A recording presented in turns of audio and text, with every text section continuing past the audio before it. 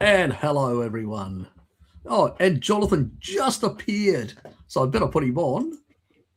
Cool. There you go, Hello. Jonathan. How you doing? Let me Nice to play. see you I both. said I'm going to play. I'm going to play around. Nah, we don't want that. Hey, Stephen, you good? No, Yeah, I'm that's fine, not Jonathan. looking good. Good to see. Oh, that's even better. That's way better. I'm trying to get the right I'm gonna mix. zoom out a for- little bit so I don't outhead you guys too much. Hold on. I remember I've got the free version of you of StreamYard, so I've got limited options. Right. Oh dear. Just remember that. Let me just see if I can. Can I actually adjust this? It does have an adjustment thing.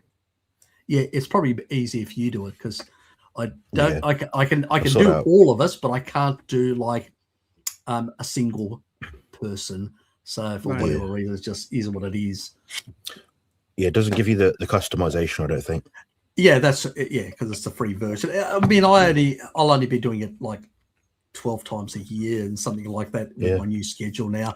So it's for me, it's not worth the money for the amount. It's not my prime income either. So it's That's understandable. yeah. So I'm just trying to keep. I'm already forking out money for the professional version of Zoom, and I need to start having sessions with the guys again that I was doing before. For that was the purpose. Some people are jumping on. I occasionally jump on, but I haven't been there for a while, especially the last 6 months. So Yeah. anyway, I think most people here know both Stephen and Jonathan, so I don't think they need to introduce themselves in any substantial way, but we'll start with Stephen anyway. Go ahead, Stephen, since you're at the top there of the actual screen. Oh, right. Okay. What you think people don't know me? Fair enough. That's okay. Well, I'm Stephen Thomas, or Coach Stephen. I'm 61. I've been doing Carnivore for 6 years, low carb and keto and Carnivore as a whole thing for 11. And before that, I was a high carb advocate or idiot, depending on how you look at it. My health went south. I had a coronary artery calcium scan at the end of my 40s of 639. The term pre-diabetes, which I don't really have any sort of affinity to, but people understand it. I was pre-diabetic. Body composition was terrible. I had continual, it doesn't sound like much, but continual lower left quadrant pain, which did matter because I was convinced in my 40s that everything was genetic. And because my mum and dad died when I was younger, that I was definitely going to get colon cancer. So I should have been the poster boy for the food guidelines. I didn't eat red meat. I didn't eat fat. I ate fruit and veg and oatmeal and all that skim milk stuff. And I just got fatter and sicker. Same old story. I outran a bad diet. That was the thing. Up until my 40s, I would have thought that me now, what I think now, was completely idiotic. But that's why we get many people that still believe in carbs, because they look okay and they're doing all right, and they look okay on the beach, but they don't really understand that in the background you're causing havoc by having loads of carbohydrates. Simple as that, really. So that's me. Oh, and I've got an honours degree in physiology and health sciences, specialist practitioner status in obesity and diabetes, trained phlebotomist, and also a certified carnivore and fasting coach. That's it. Yeah, nice one, Stephen. Jonathan. A bit about me. I'll try and be just as precise. Stephen, you covered a lot of ground there in about a minute. I struggle with. So I'm Jonathan. I'm 30. I live in the south of England. I have a YouTube channel called Carnivore Muscle, which is logo on here. I talk about autism, carnivore diet, body composition stuff, some health stuff. I collaborate a lot with Stephen, some other folks online as well. I live with autism myself, and I had a spinal injury when I was about 13. Now I'm sort of in a point where I've had surgery about 3 years ago, and things aren't any better, if I'm honest. I'm still out there making content and enjoying life and finding new information out there. So I'm grateful to speak to people like Stephen and have friends like Harry as well. So I can ask them certain things and help piece together things which I might not otherwise understand very well. So it's always helpful with, blood work, for example, with Stephen. And I can always run something past him if I'm a bit unsure about what something says. So yeah, my degree's in human nutrition. I specialize as well in training using safe, effective methods, and that's pretty much it. It's largely it, I think. I love it, actually, Jonathan, that you snuck in safe and effective. He did for training, yeah. Truly did. God. A proper, actual, real safe and effective. Not a fake one. Not one that's been. We know what's going to happen to those governing bodies over the next year or two, don't we? They're going to be gone. So yes, and I'm just a colourful cartographer that most people know. Are you a cartographer? Is that your trade? Yes.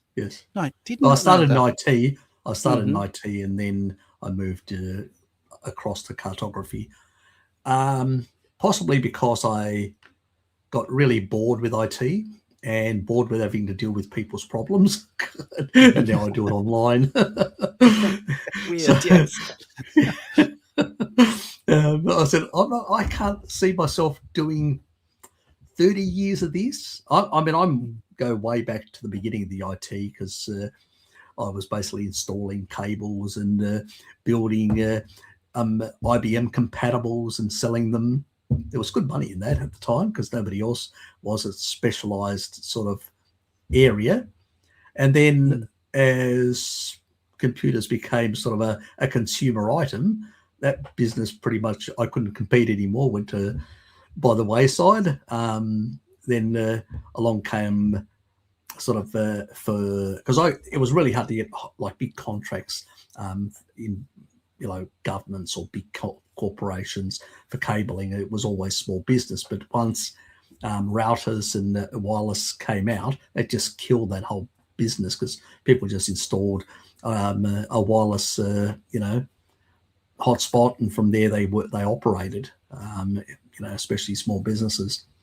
And so it really changed a lot. I mean, there were still some niche areas here and there. I did some structured cabling in homes and stuff like that. But, it forced me to go back to doing computer support, which I didn't want to do because it just drives me up the wall having to deal with somebody crashing their computer.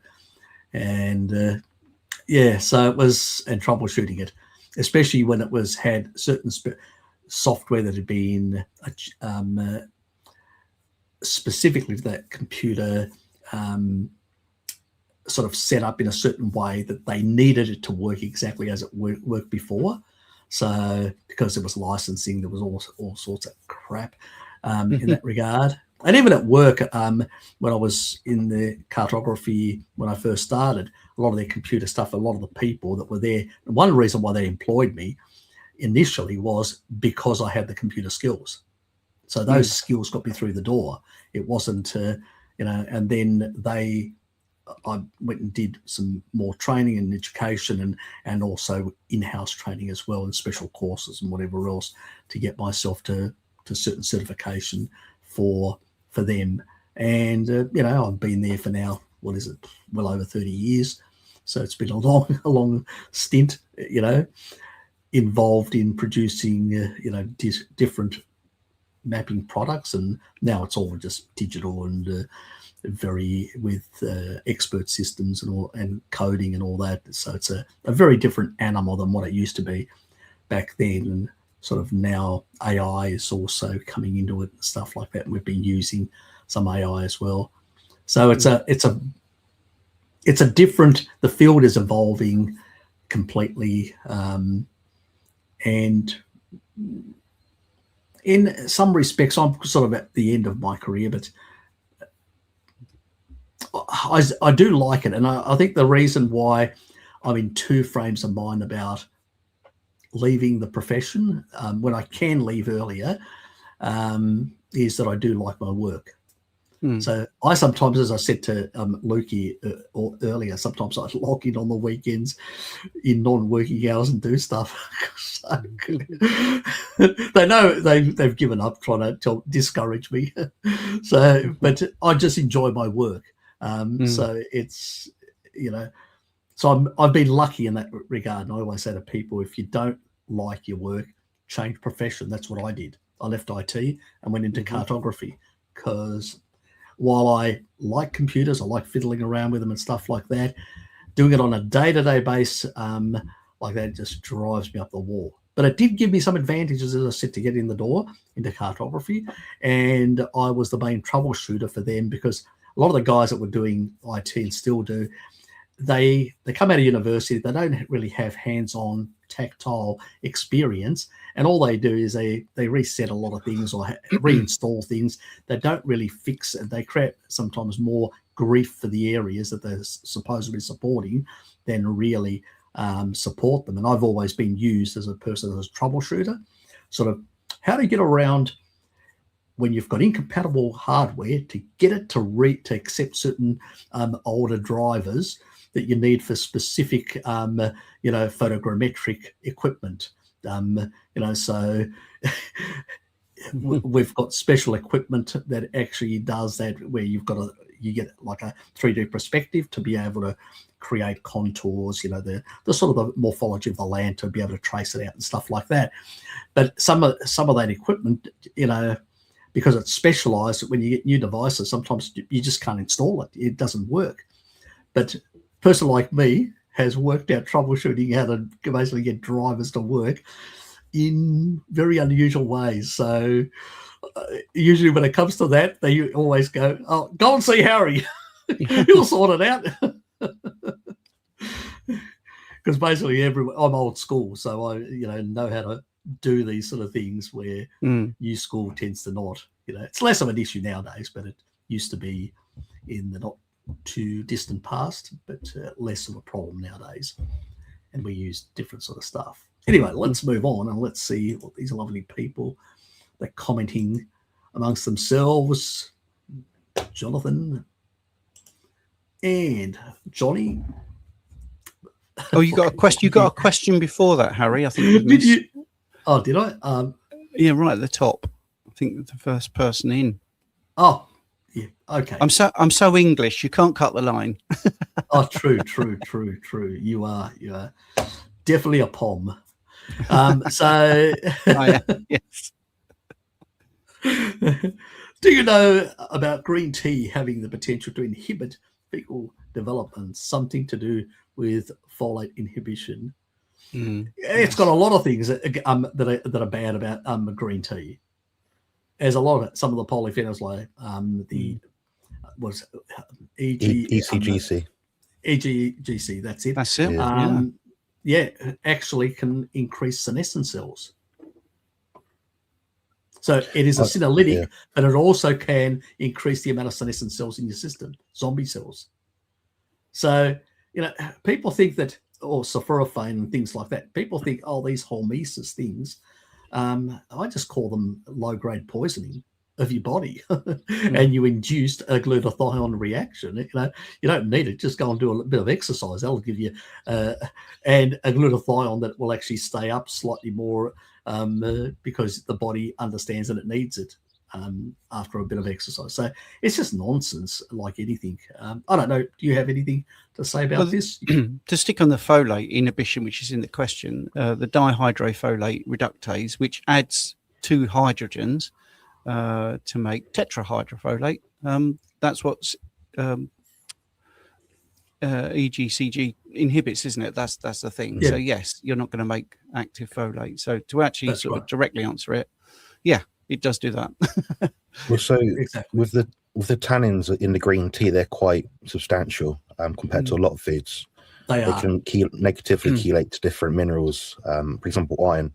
And if you're looking at things related to blood building, healthy immune system, and you've not got enough iron in your body, and also that's contributing to like folate inhibition, and you're gonna have a double whammy of effects. And I find every time I've ever drank green tea, I get really dry mouth and just feel dry internally. So it's probably not good, it doesn't compute. I had actually a question ages ago in regards to where a carnivore was actually consuming a lot of green teas and green tea in particular, stuff like that, and their ferritin was much lower than, and they go, I'm eating so much, I don't know why. Well, and it was only after multiple questions asking, do you do this, do you do that, and then eventually I said, what do you actually consume? Just give me a list. And only then I could actually find out that, that was, was the tannins.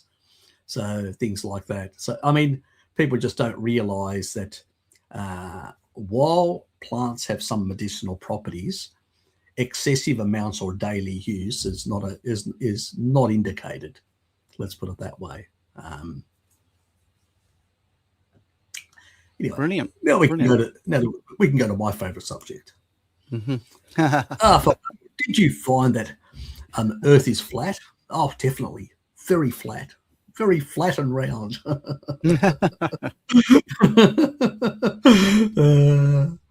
Guys, this was worked out in antiquity.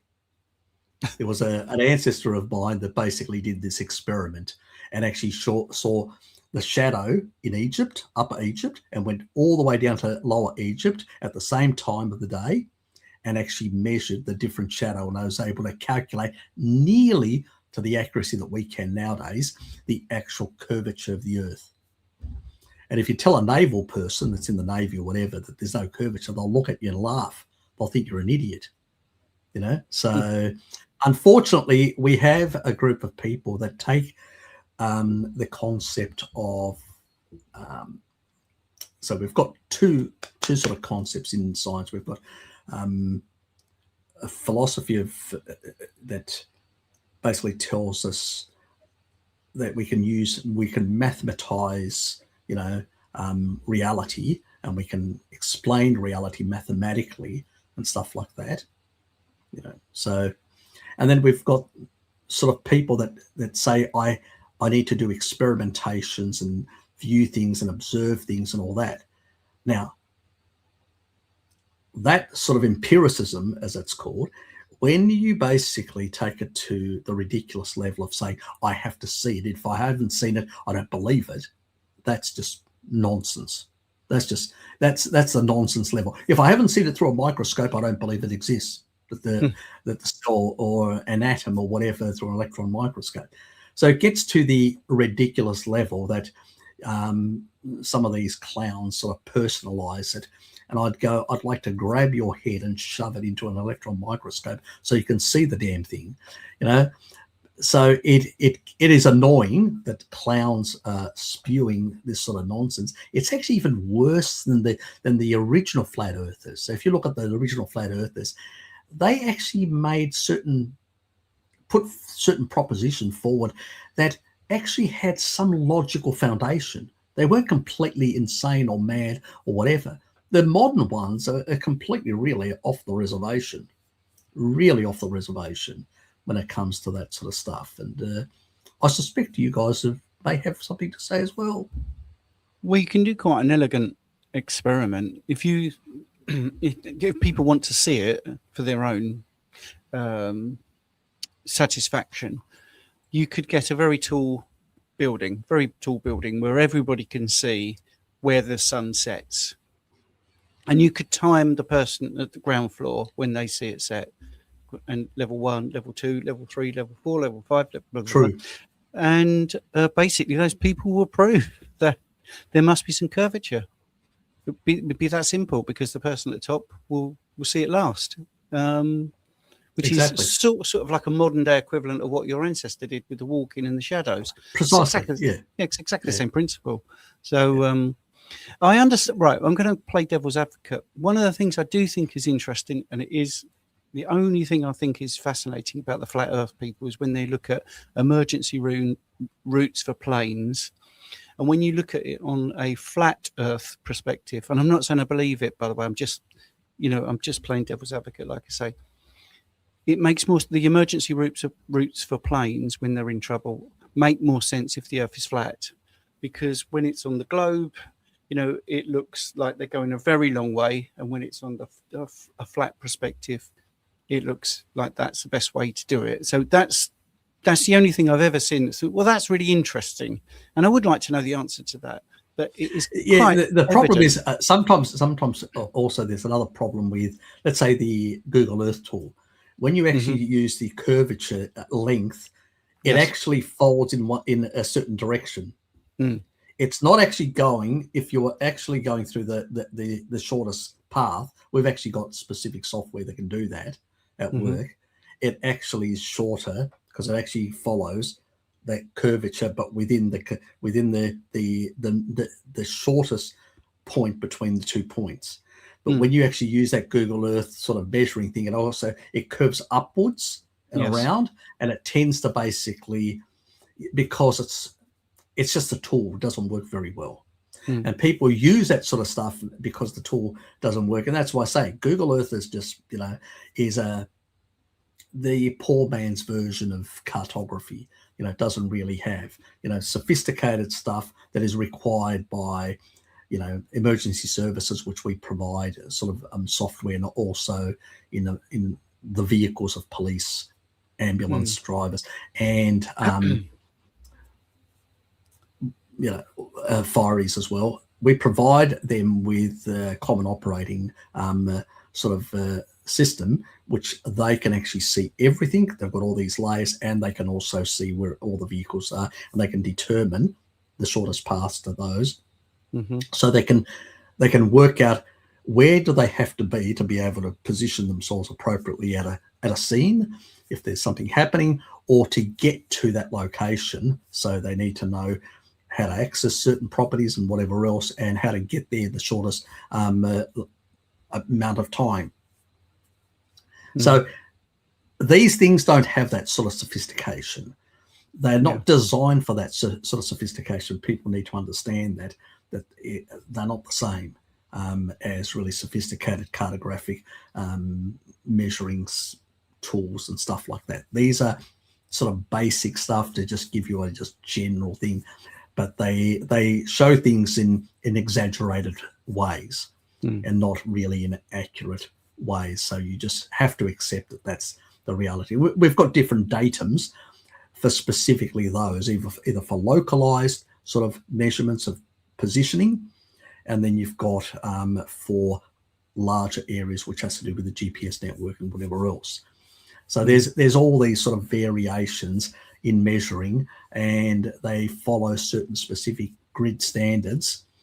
Some are flat standards, like the map grid of Australia, for instance, which we use 55 in the area that I operate with.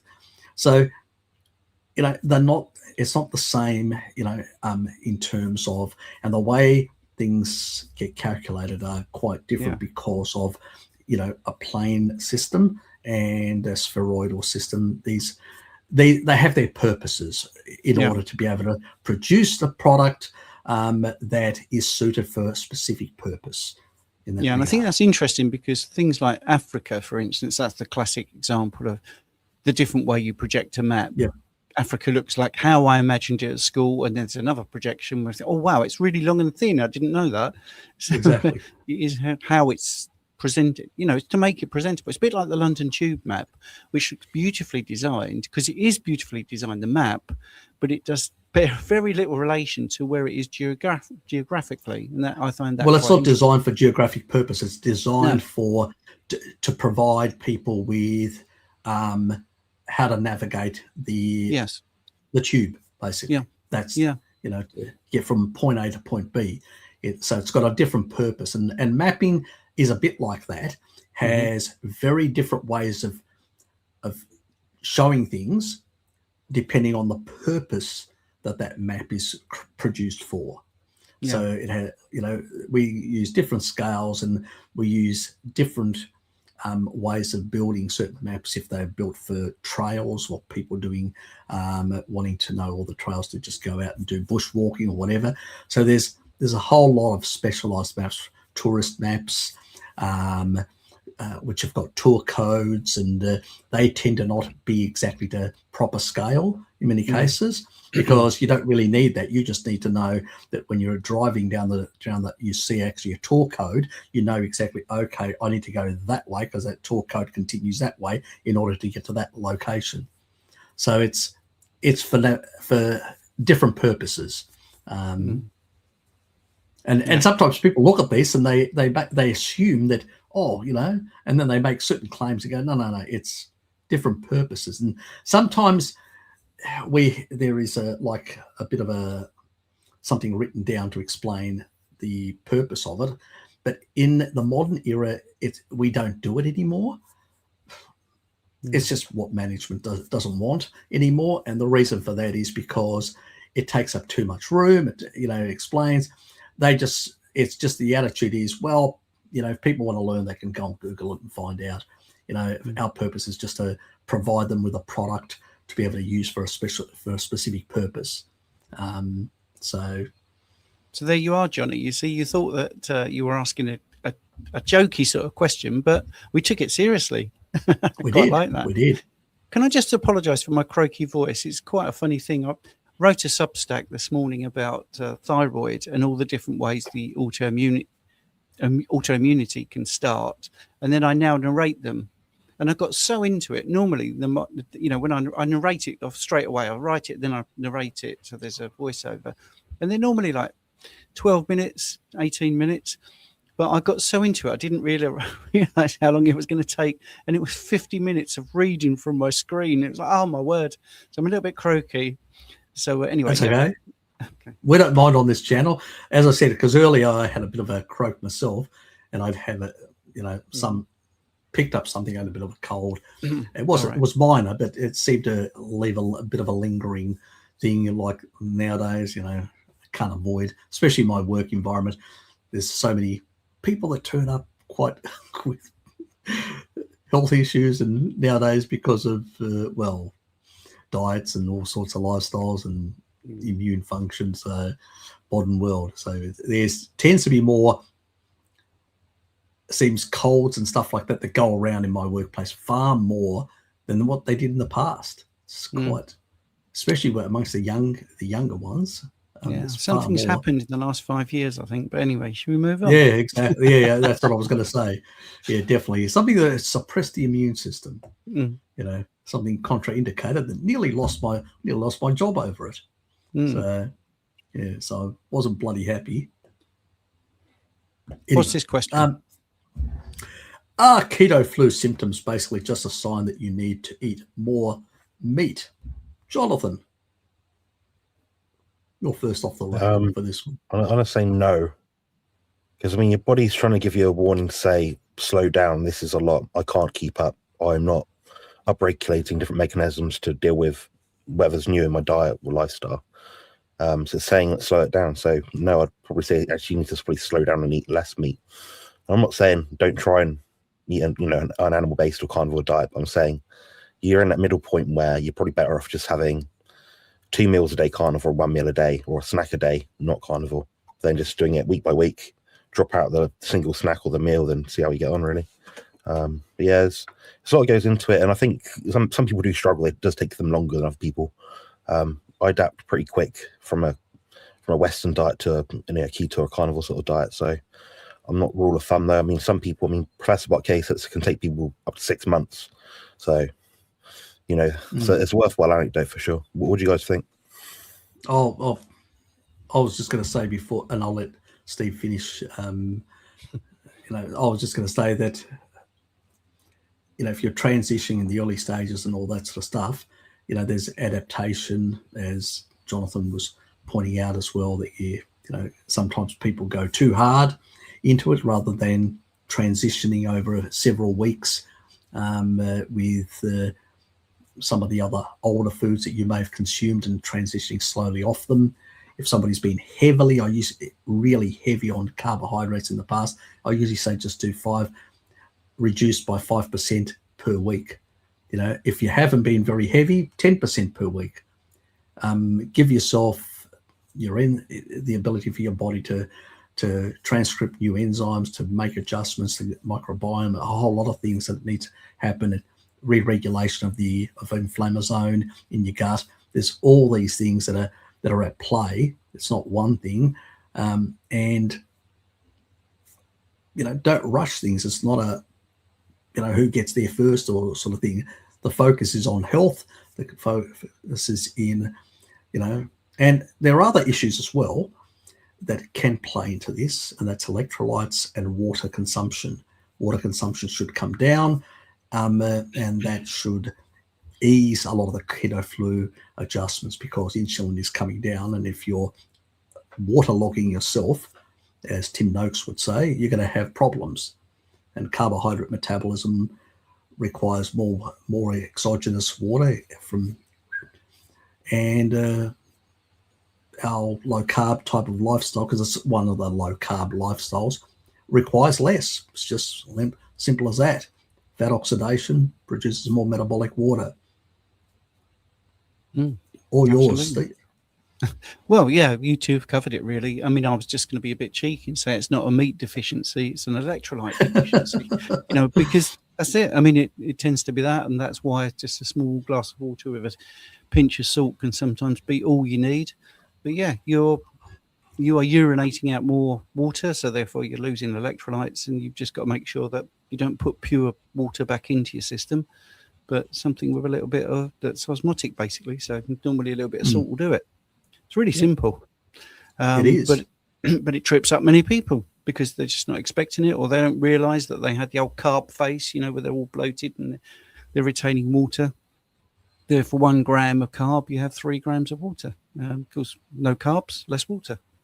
Less That's water, and there's an excretion thing where your body gets rid of it. Like I love the reference to Tim Noakes' book Waterlogged, which is superb, and actually showing that athletes do better when they're slightly dehydrated, contrary to popular belief, because this thing about drinking tons of water is so overblown and not backed by any real clinical evidence or practical applications. So. And even people that are athletes that are carb eaters, when they're out there, they're also, because of the sheer physicality of what they're doing, they're also getting their level of glycogen, their level of sugar in their system down, and they're starting to shift a lot of their peripheral cells in particular into fat oxidation. And that's increasing water production within them as well. So,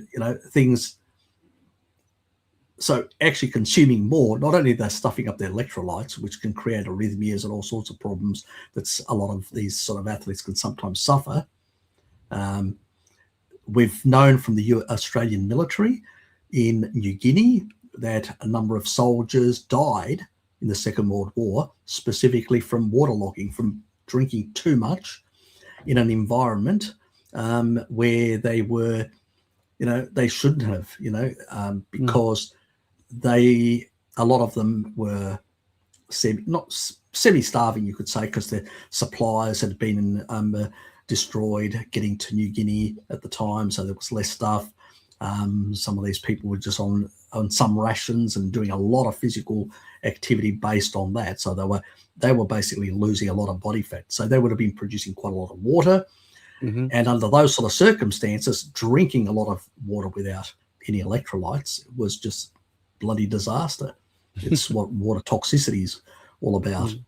So people need to be very careful when it comes to those sort of things. And what you said earlier about some water with electrolytes, in particular salt, is the way to go in those early transition, and then just listening to your body, really.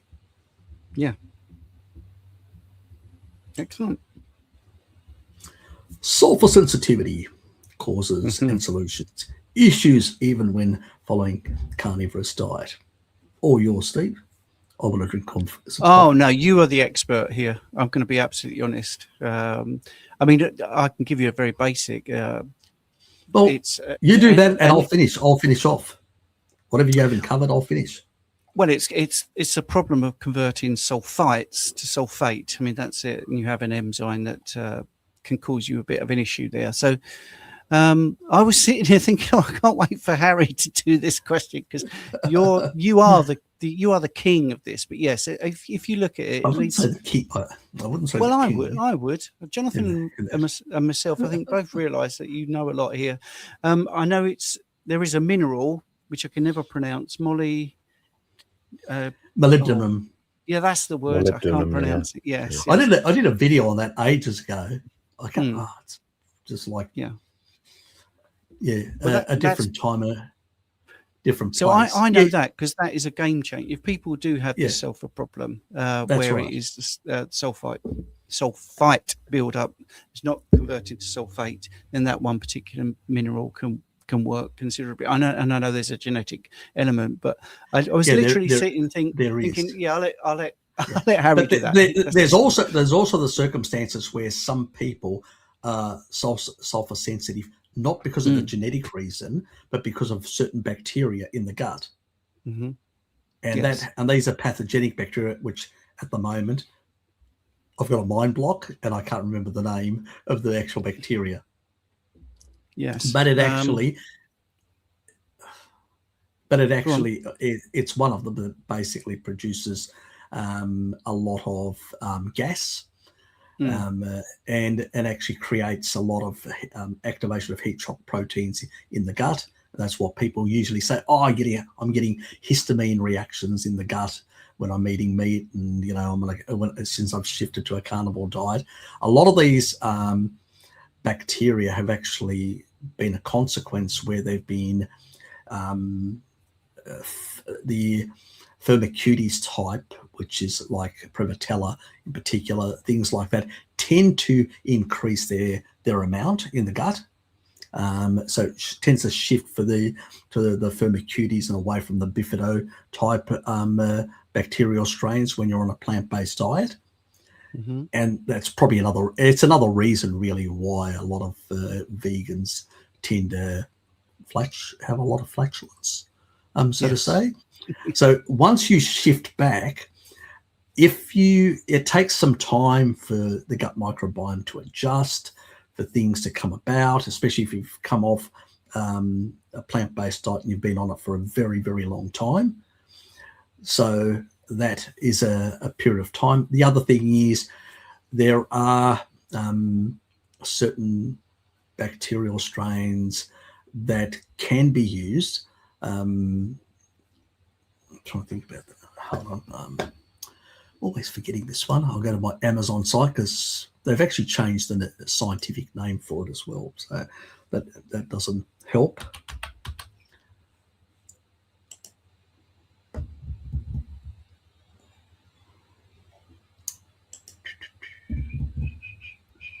Okay. It used to be called Salivarius, Lactobacillus salivarius.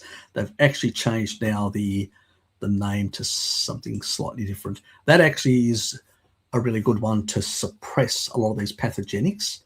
So you can do a period of Lactobacillus salivarius, but it's now been changed. So what is it called? Let me just give me a sec. I'll just Google this damn thing, and then I'll put it in the Lactobacillus salivarius is what it's a tongue twister for people like me. It is damn hard. I'll just put it in. That's where it is. That one can deal with some of these bacteria that actually cause. So, because unless somebody does a genetic test, I don't know whether you've got that reason. So you can try this, and if this doesn't work, you can experiment with molybdenum, or you can experiment with this and see which one works for you. It's bound to be one of the two. Mm-hmm. Excellent. Okay. So where would that be found naturally? Would that be in dairy? Well, dairy products tend to have a bit more of it, but I think I can't remember now. There's another animal food that can be fermented. I can't remember. I think it's either fish or it's either the crustaceans. But I can't. It's a long time ago. I just cannot remember it. But if you ferment them, there is certain strains also of cheese that have it. Mm-hmm. There's also it's not the kefir from the Caucasus, but there's another kefir that has it, or has.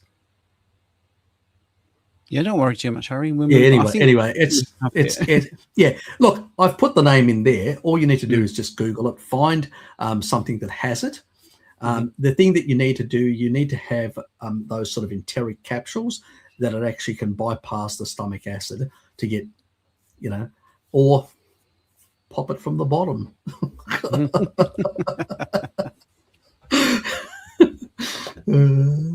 I'm going to make a note of that. I'm not going to say anything beyond that point. I'm going to get into trouble. Hello, Lorraine. I'm just trying to get out of trouble. I think we've sort of covered that as well, because it's usually because it's a sulfonic acid, so it's a sulfur amino acid. So obviously it'll be the same reason which we just said before. Good. And another question. Okay, Harry, your thoughts on aluminum? We just said that, so we've covered that. Next one, triple Q. God, that's because of me. Sorry, I'm a bad influence. That's because of you. You're a bad influence. Ooh, God, that butt. Ted will not be happy. Harry, on your live today, someone asked about coconut milk. I was waiting to hear your thoughts. I think I basically said that it does have some anti-nutrients. I think the biggest one is probably salicylates, and Northern Europeans tend to be more sensitive to salicylates. So I usually say, I don't, Southern Europeans, we don't have a problem with salicylates. We've been exposed to salicylates over millennia, so we're adapted. So are the Middle East, so a lot of people who's through Southeast Asia and many of the Asian countries, and Polynesians can tolerate salicylates. So I get zero reaction. But some people, in particular from Northern Europe, Africa, and Central Asia, can get, or Mongolia, can get really severe reactions, or in terms of histamines in the gut, and they go, well, and they usually blame the meat. And I'm going, are you having anything that has a salicylate in it? And it usually is the cause for them. And it's usually Northern European genetics in particular, because that's what the majority of my subscribers tend to be, or descent from North America. Yeah, they wanted to hear your thoughts, but it does have MCTs, doesn't it? I mean, that's Look, in terms of the saturated fats, fine, no problems with the saturated fats. I say, well, dairy has an even better saturated fat profile, in my opinion. So there's no real argument here. Yes, it does have more medium chain triglycerides, and dairy has more short chain fatty acids than it has medium in particular. Like if you look at, most of the medium chain triglycerides were named after things to do with the goats, because goats also have more MCTs as well compared to other dairy forms, but it is lower. Now, there is a problem when you actually consume, especially it seems with Northern Europeans, there's some genetics where they haven't pinned down exactly all the genetic related areas, and it's been a while since I've looked at it, but there's an issue with MCTs and a number of people that have got specific genetics that seem to get a bit of inflammation from a lot of MCTs. So they don't seem to be able to metabolize them properly, because it's not something that was in the diet of many of these northern people in the colder sort of regions of the earth. So it's probably, I would discourage people that live in those areas from consuming something that they don't really need. And if you're concerned about, I'm eating, getting too much lactose, even if you're tolerant and you're worried about body fat and stuff like that in the Randall cycle, usually that's not an issue if you're consuming very little. But if that's your main concern and you want to remain very ketotic for whatever reason, then just do what my father does, cream. Just use cream for your coffee.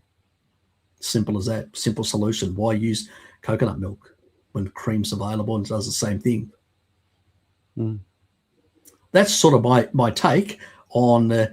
And when it comes to coconut water, do not touch it by barge pole. That's where the majority of the deuterium is concentrated. Yeah. I'm one of those people. I don't tolerate coconut much at all. I can do like powdered MCT, keto pro sort of stuff. I can do that sort of thing. I can do coconut fat, the actual solid fat.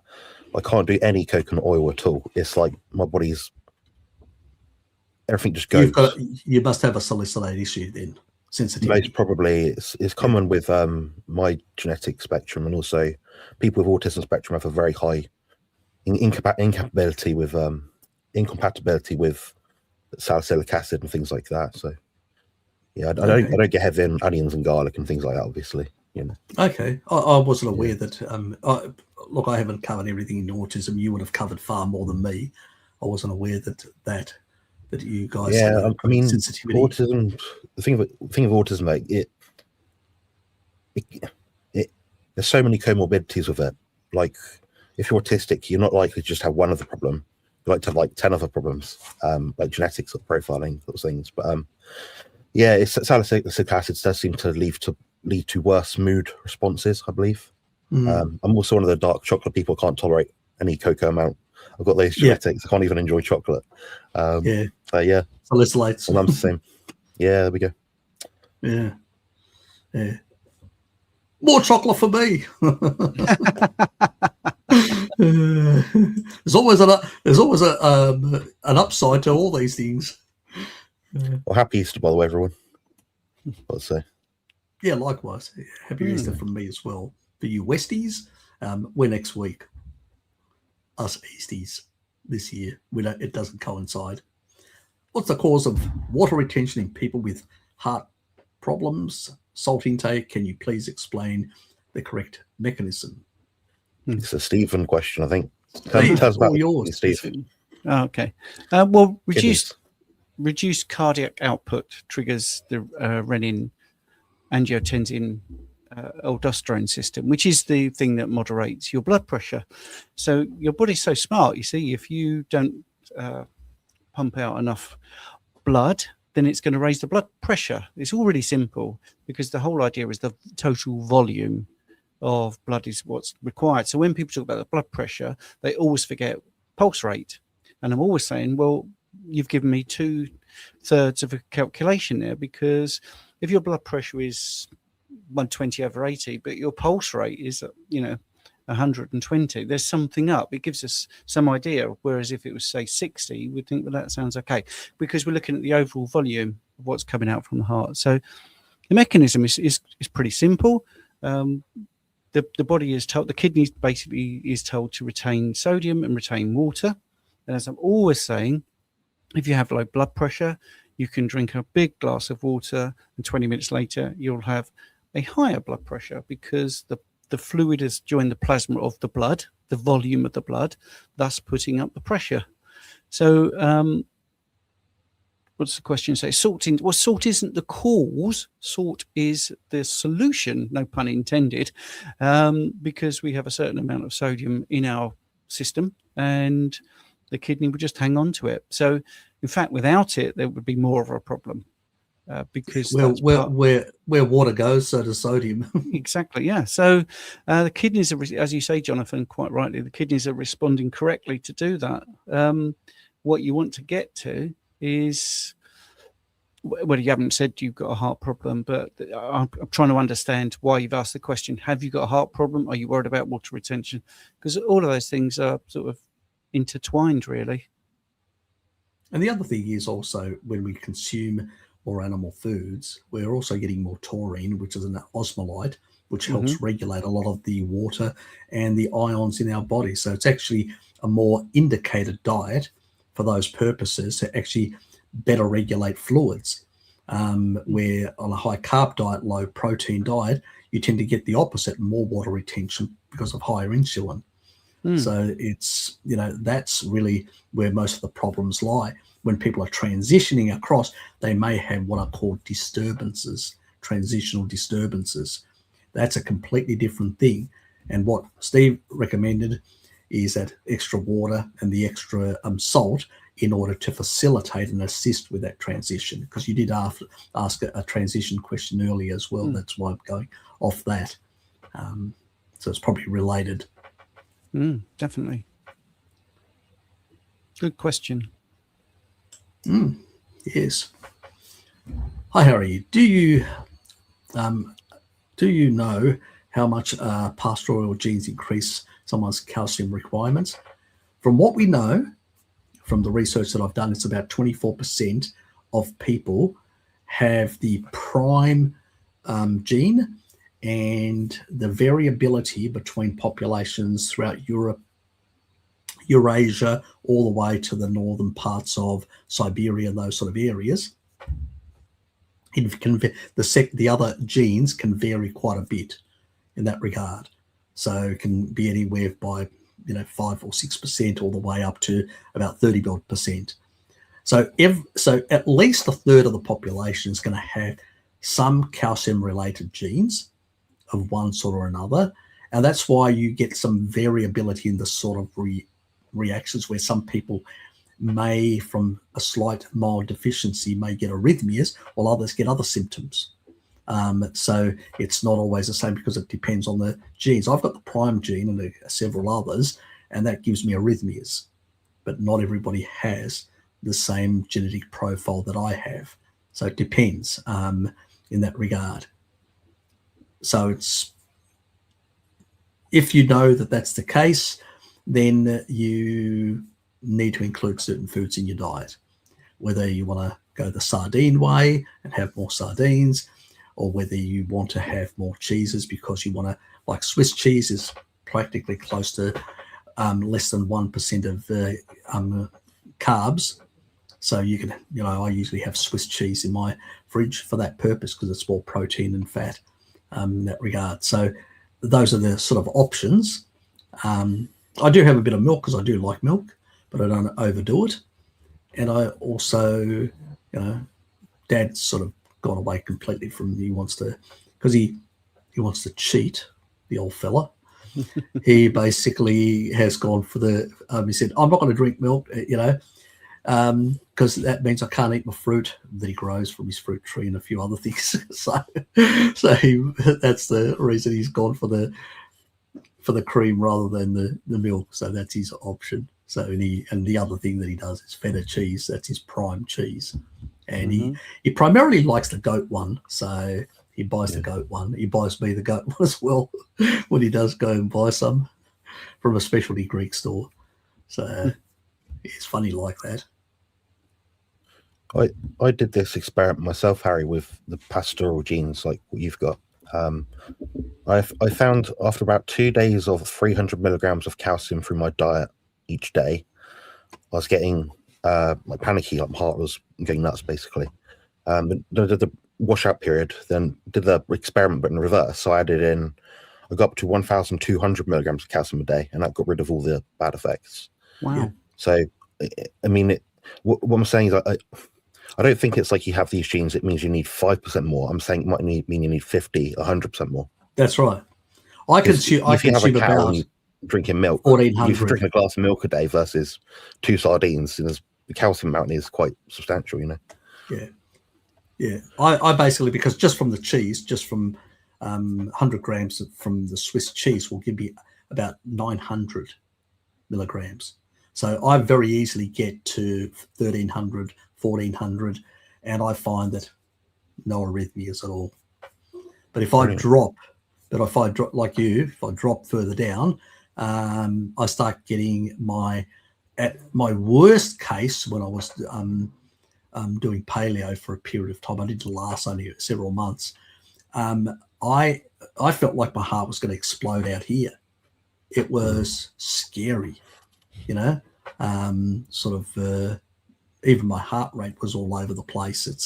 It was absolutely scary. And it was a massive electrolyte, the body trying to compensate for these electrolyte disturbance as well.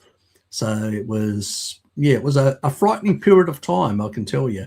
So I learned very quickly that I didn't understand what was happening, but I went back to dairy and I said, there must be something in dairy that I just didn't even think calcium. I said there's something. When I eat enough dairy, I'm fine. And I go, well, these guys are just these paleo gurus are just nonsense. They don't know what they're talking about. They're idiots. So I just walked away from the paleo movement completely after that, because putting dairy back fixed my problem. And then I did some deep dives a number of years back. We're talking about now, God, it's 15 and a half years ago. It's a very long time when that, but it was very hard because there weren't the resources that exist today where you can find a lot of things. So it took a while for me to find that it was, and then I was suspecting those, and 2017 is when I actually did my genetic tests, and then the picture just came together. I started looking at the genes. Do I have these genes? I go, okay, I do. So that's when I realized. I go, okay, I got the problem. Well, it means we've got a substantial reason to absolutely amplify the amount of cheese on our diet. True. And that's always a good thing. I can justify eating cheese now to everyone for that reason. So I don't abuse it. I just get enough to get enough calcium, and I do occasionally have a bit of sardines as well, because I do like sardines, and we can get fresh ones here from our waterfront. So from the local fishermen. Just to bring up the point of how much genetics can make a difference, which is why I don't ever really say to someone just eat meat and fat, because I don't think that's the case for most people. I had a client once. I believe he's from Scandinavian country. I think it might be. I think it was Norway. Anyway, he was eating a pound of Parmesan or Parmigiano Reggiano a day, and having 20 grams of added salt per day. Most of the meat he ate was like smoked. So he was having something like 30 grams of sodium per day. Easy. His thing was his job was quite labor intensive, so that probably added a bit to it, but he was eating a monster amount of food, basically. Yeah. Look, depending on what you're doing, the work you're doing and all that, some people that are like me that dump sodium, if I work very physically, I need far more salt, so there's a lot of these sort of things. And others like Raymond, he actually holds on to salt really well. His genetics profile is that he holds on, and when he has too much salt, it really affects him negatively. So it's the complete opposite. I can get arrhythmias. In the tropics, I went twice, arrhythmia scares, where I had to go down and ask the staff to give me a whole lot of salt, and I just started just whacking it down, putting it in water and just drinking it down. They thought I was probably crazy, but relief, So so there are this variability, and that's why I enjoy your company, guys, because you guys get it. A lot of people in this space do not get that genetics are important as well.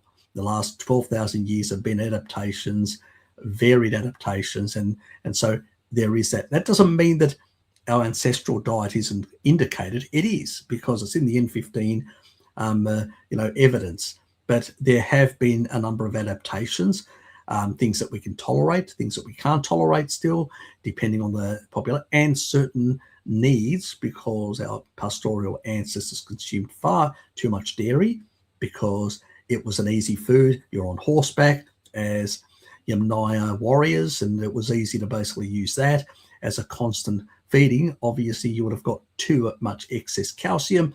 Eventually, these adaptations happen to basically reduce the uptake. But when you come to the modern era with those genetics and you try something like paleo and all that, you pay for it very quickly with an underlying deficiency, which can manifest in all sorts of symptoms for people. So we just need it. I think, two things I'd like to say. One about Jonathan's experiment, which is brilliant because it proves that sometimes you can be told to take something and you're not dosing enough. So you think, well, that didn't work. And it's counterintuitive to most people to go, well, it didn't work, so I'll take more. But dosing is really important. I mean, Jonathan's experiment absolutely proves that beyond belief. And the second thing about genetics, I mean, one of the things that this thing I told you about, the Substack that's incredibly long, is talking about genetics, talking about, and I know it's corny, but I think it's a great phrase, the genetics, you know, they load the bullets in the gun, but what you do, your environment sort of pulls the trigger. And I think that's true. I'm never anti people talk about genetics, but I think it should be contextual. So, you know, when Oprah Winfrey said, you know, obesity is genetic, I'm like, well, no.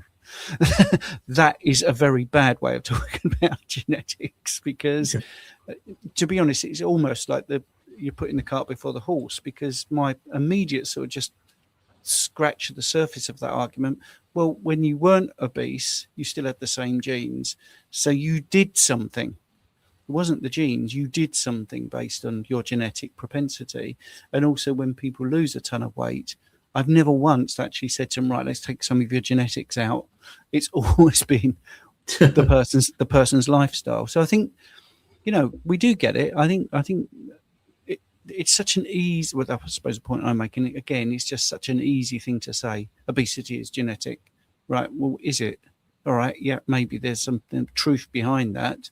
But there's also people with the same genetics, your identical twin who isn't fat. So can you just explain that? You know, so I think it's a really big topic that many people do gloss over because it is so nuanced. And like I say, this 15-minute article became a 50-minute article because I just got into it. And I thought, well, and every time you think about it, and you two guys are definitely examples of this, the more you learn, the more you realize you don't know. Without a shadow of a doubt. True, you think, true. Oh, wow. You know, when you find something new out, you think, oh, that makes sense of that. And then you immediately go to that and think, oh, hang on, now that has answered one question, it's given me 10 more. And that's what I found. I was just sitting there writing it. And every time I write something, oh, yeah, we could include that. Oh, well, that's important. Well, what about that? It's just, what you literally would never stop if you wanted to answer these questions. Well, Harry, you do this sometimes. You know, you have a 5-hour live stream and you think, yeah, but I still wanted to know about, you know, even after 5 hours, you still want to know a bit more. And it's true. It's incredible. And sometimes I sort of drill down. I'm looking at something that I'm drilling down this other pathway and this other pathway, and it never ends. You realize how how complex certain things are. And I mean, Richard Feynman would say that it's easy that, you know, this is what reductionists do. They do the opposite of what Richard Feynman would actually recommend, but you know, they regurgitate things that they've just memorized.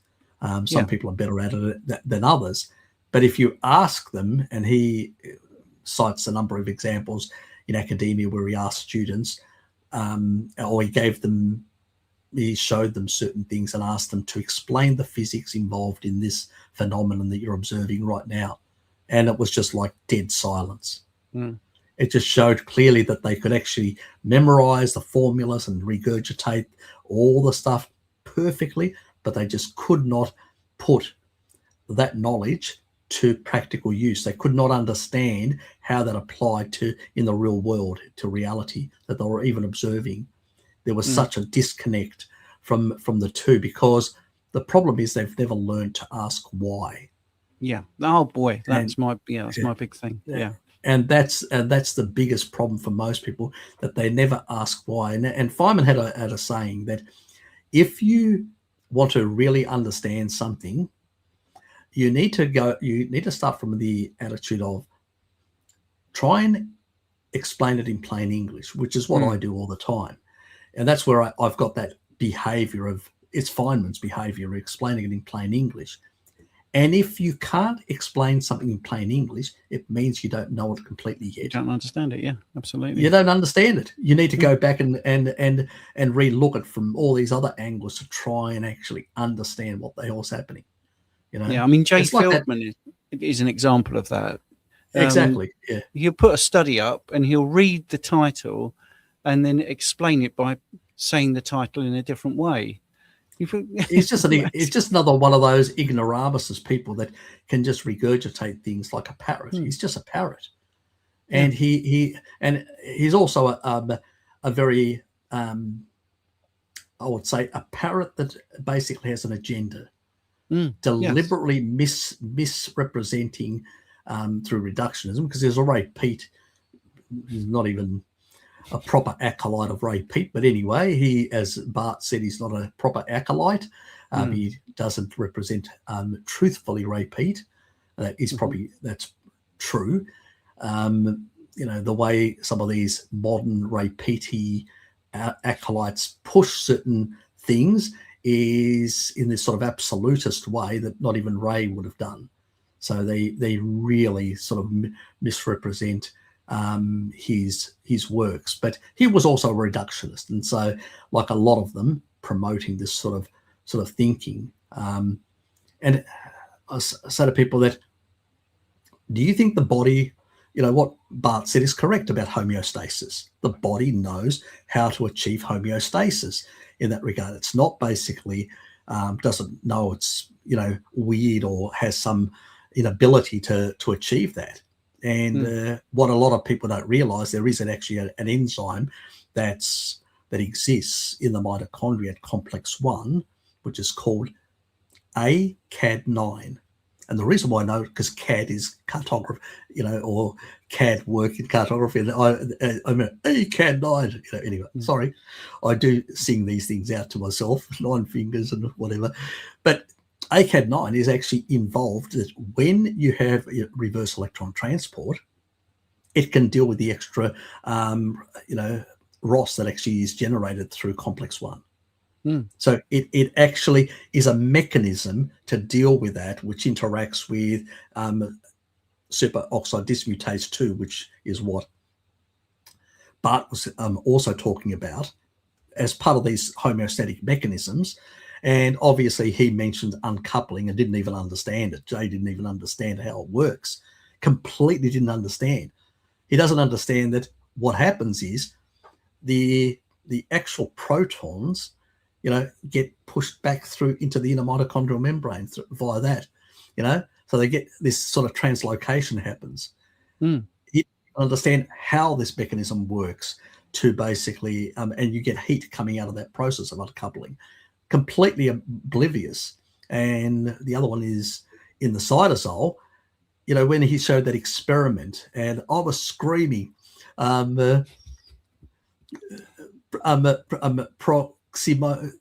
proximosum or something like that it's called, and this is in the cytosol, and it actually is a thing that actually can pull apart the long chain fats and rearrange them and also detoxify any metabolites that are coming into the cytosol.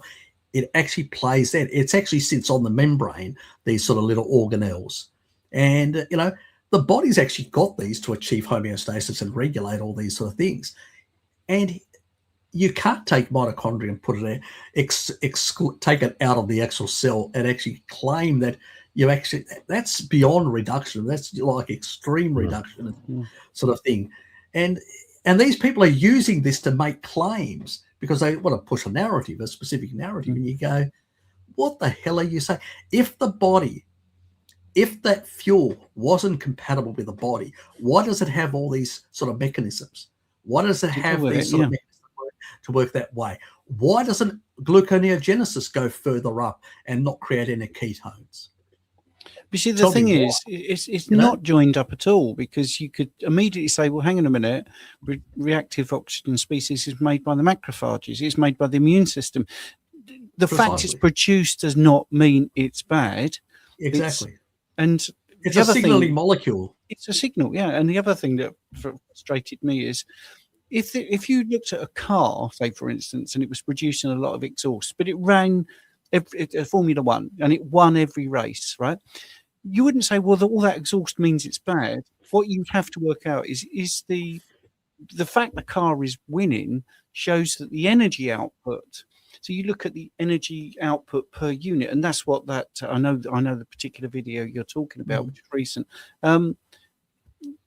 If you're making a slightly more reactive oxygen species, how much energy are you getting? So if the ROS production is less per energy unit, say, it's not a problem anyway. All it's saying is actually you're producing more energy with less exhaust, but the total amount, and this is what they do all the time, isn't it?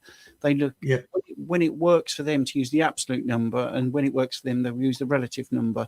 So in that case, they've just gone, well, let's look at the raw number. Yeah, and there's a difference in the amount of ATP between the two. Yes, exactly. Sorry, Jonathan. Sorry. That's right. It just reminds me of a conversation I've been having recently with different people in the sauna at my gym. They want to know why these things work. Like, oh, isn't it better to do 40 minutes but drink water so you can last longer? I'm trying to explain like the mitochondria and the electron transport chain, and they don't get it. And I'm like, just do what you want. It's your own time and energy and effort you're wasting there. But you know, they sort of, it's like there's a point in diminishing returns. Like I'm doing cold plunging now, not intensively, but I'm doing about 3 lots of 3 minutes a week or something. That's going to be helpful. But then I noticed, okay, I did 5 minutes at one time. 5 hours later, my body was shaking. I couldn't sleep that night. Well, that's a net negative. That's kind of what you're saying. There's a point of diminishing returns where we do extra. That extra ROS that you're producing will require more antioxidants, more glutathione to deal with that, and which means you're going to need to sleep even more, which means your phase 2 liver detoxification is not going to be as optimal, I'm guessing, if you're, needing to sleep more. So you become a less efficient human by trying harder, Yeah, precisely. You're just pushing it beyond a point that you don't need to. But I think what Jay was actually ignoring is the intracellular antioxidant system that actually goes up when you're in a low carb state. The cardiolipin, the plasma, the actual plasma inside. Yeah, that has. Yeah, exactly. Like Stephen's kind of saying, it's not a fixed. It's an in and out system, and that will play a role. Like you explained before. If you look at all the biochemistry cycles throughout the body that we know of, it's a giant map. You could never just say, oh, that little bit does that. Like you say, reductionism. So.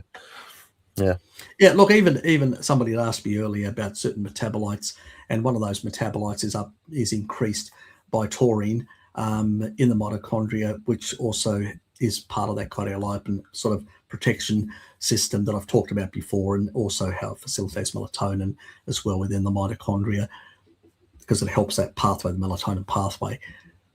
But, which is really important, the only diet that actually furnishes you the material, the amino acids and all that, to be able to support the production of these intracellular antioxidants is a carnivore diet.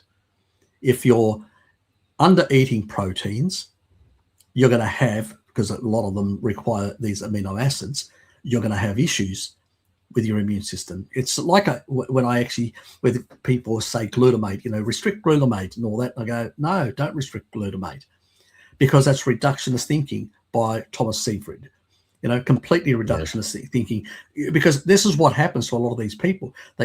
Because the immune system needs a lot of glutamate. So the immune system is what kills the cancer. If you're undermining the immune system, the T lymphocytes and all that, you're basically working against the body. Yes, you may be able to, with the therapies, work to try and get more stress onto the actual cancer cells. But at the same time, you've actually undermined the immune system and all that. And there's a potential that once people come off all the therapies and all that and go out into the free world and just are eating the same garbage now with a weakened immune system, this is how things come back several years later or a certain time later. And usually then they get these sort of turbocharged situations because the immune system is much more suppressed, because you've actually now all the pathways that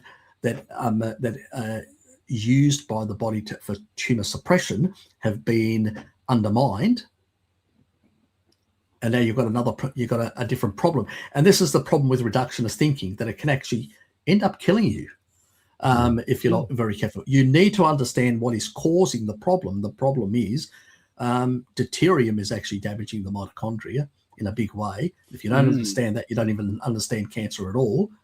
And the thing is, viruses and pathogens and all that, the reason why they work is because they're actually suppressing, to evade the immune system, they're suppressing the same pathways like P53 and others like that. So they're in particular, by using these evasion methods, when we start using certain therapeutics and all that, which have a similar effect, a negative effect on these pathways of the immune system, what we're doing is we're setting people up for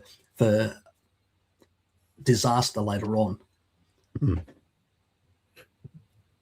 Harry, I've got a question. I know I'm probably pushing up front of the queue here, but that's okay. So say is it was it the ATPA spin? Was it 12,000 RPM?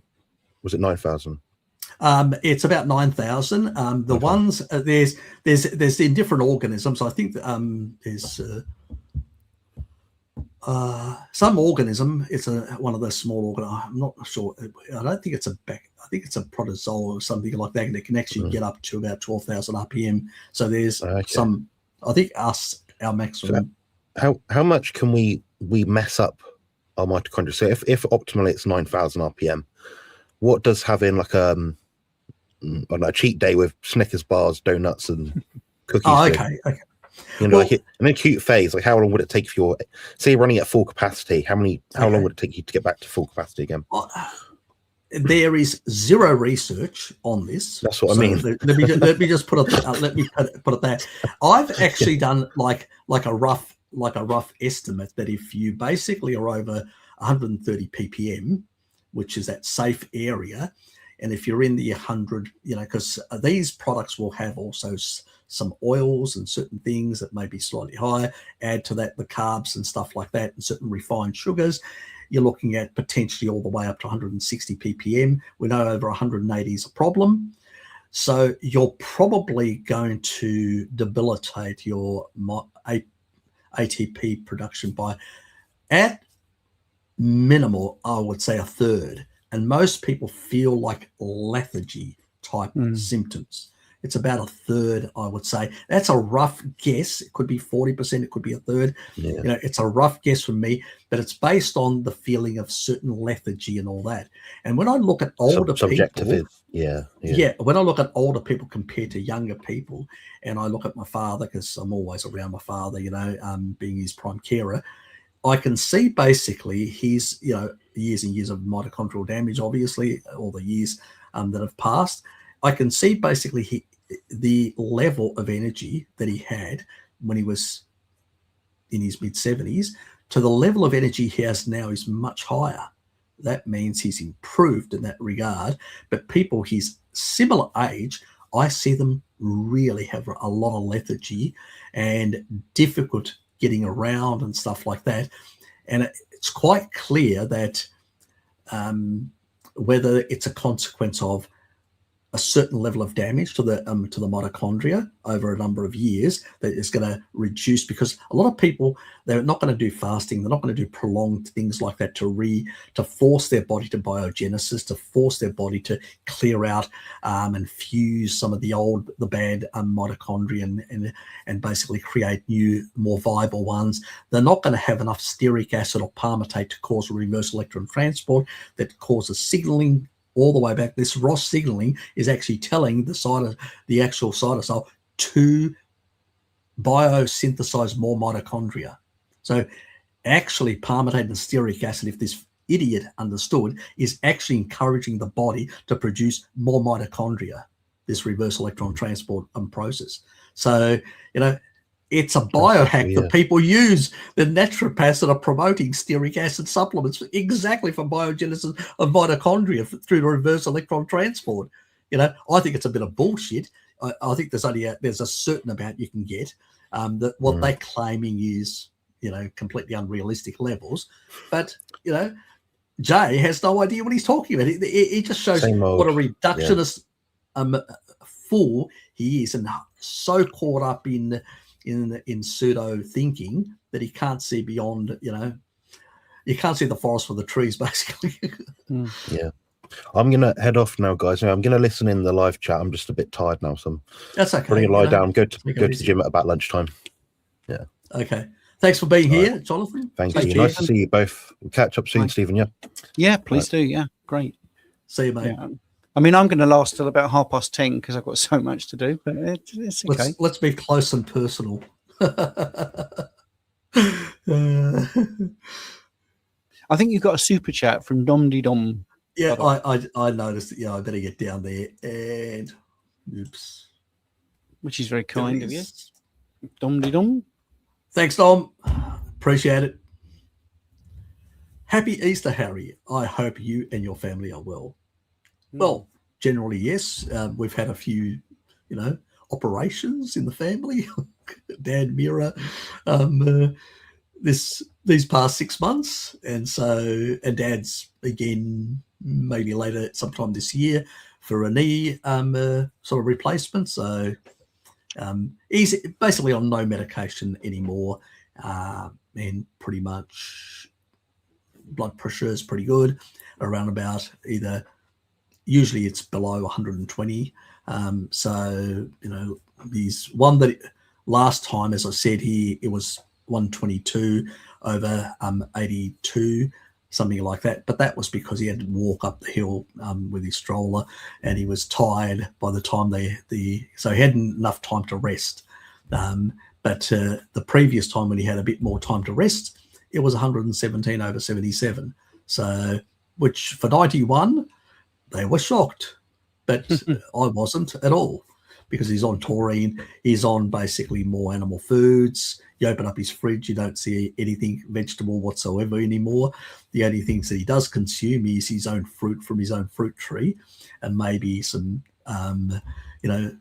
his own Lebanese cucumbers that he grows and stuff like that. So he tends to not overdo it. He's cut out a lot of the sweets and all that, because I basically said to him, if you want to live longer, and he does. So, the motivation is, if you're eating that, Dad, you're going to die earlier. So, and I can't reverse anything if you're putting garbage in your mouth. So in the last year or so, he's removed a lot of that, which is good, and he's in a much better state. But I will pass on your regards. Thank you. I will organise a Zoom session for all the subscribers. I'll try and do it before the next month's live stream, and try and get people together and just have a chat on some Sunday or a Saturday, depending on everybody else in my life. So, But thanks a lot for the £20. Excellent. And now I just need to find my location back up here.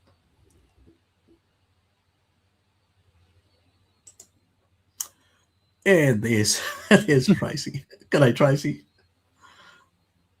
Good evening. Well, it's morning here. And Jonathan just left to do another. I think he answered it. He did answer that question in the chat. Did he? Yeah. Okay, good. Oh, yes. Good. Stag's Master. Anyway, Anika, I'm over in Dietary last 3 months, and my heart is one level better. Weight is not going up. Is this confirming that I have calcium genetics? Possibly, because you've had some issues with electrolyte disturbances and all sorts of other things that are related to calcium genetics.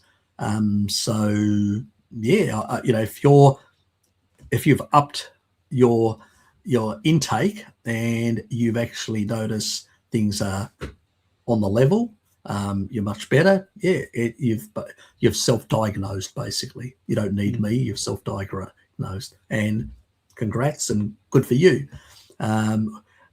Steve, Jonathan, myself are just here to basically help people in the community, because it seems like everybody else, I don't know, they should I say the two reductionists? Yeah, I think most people are. Yeah, which is unfortunate, and mostly it's the fault of many of these people. It's the fault of the education system that's actually teaching them to think in a reductionist way. They teach you things, not to question. That's the thing. They say, this is what happens. How dare you, Stephen, question the experts?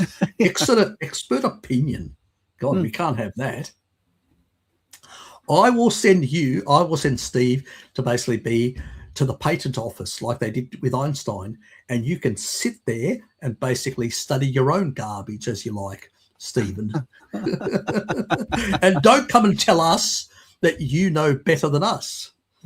Yes. That's exactly what they did to Einstein. They basically shoved him aside, wouldn't even give him an academic position anywhere because he disagreed with them. So he was poorly treated until he proved them wrong. and more people started testing his theory and realized, I think he's got a point here. Yep. And yes, it only takes one person. Expert opinion is just like arseholes, and everybody has one. Yes. And Johnny again.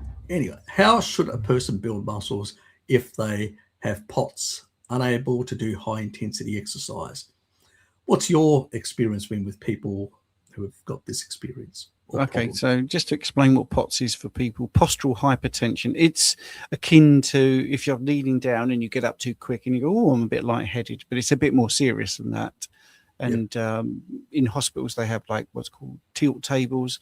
They put you on there and they, wire up your heart, and then they move the tilt table up, and your heart rate and your blood pressure should adapt in a way. And there are limits where if it's a bit too much or not enough, then you have a problem. That's postural hypertension. In high intensity exercise is off the table, after saying the table, no pun intended, but you can still do resistance training. So just if you think about resistance training, very rarely are you going from low to high, especially if you use machinery, for instance. But if you are doing anything, so as you're doing shoulders, I recommend you stand, because I do that for everybody, but also even in this condition, because you want to train your body to do the optimal that it can in an upright position. So if you're doing shoulders, stand, don't sit. If you're doing chest press, if you can use cables, that tends to be better than lying flat. So it's just being mindful of your condition, really.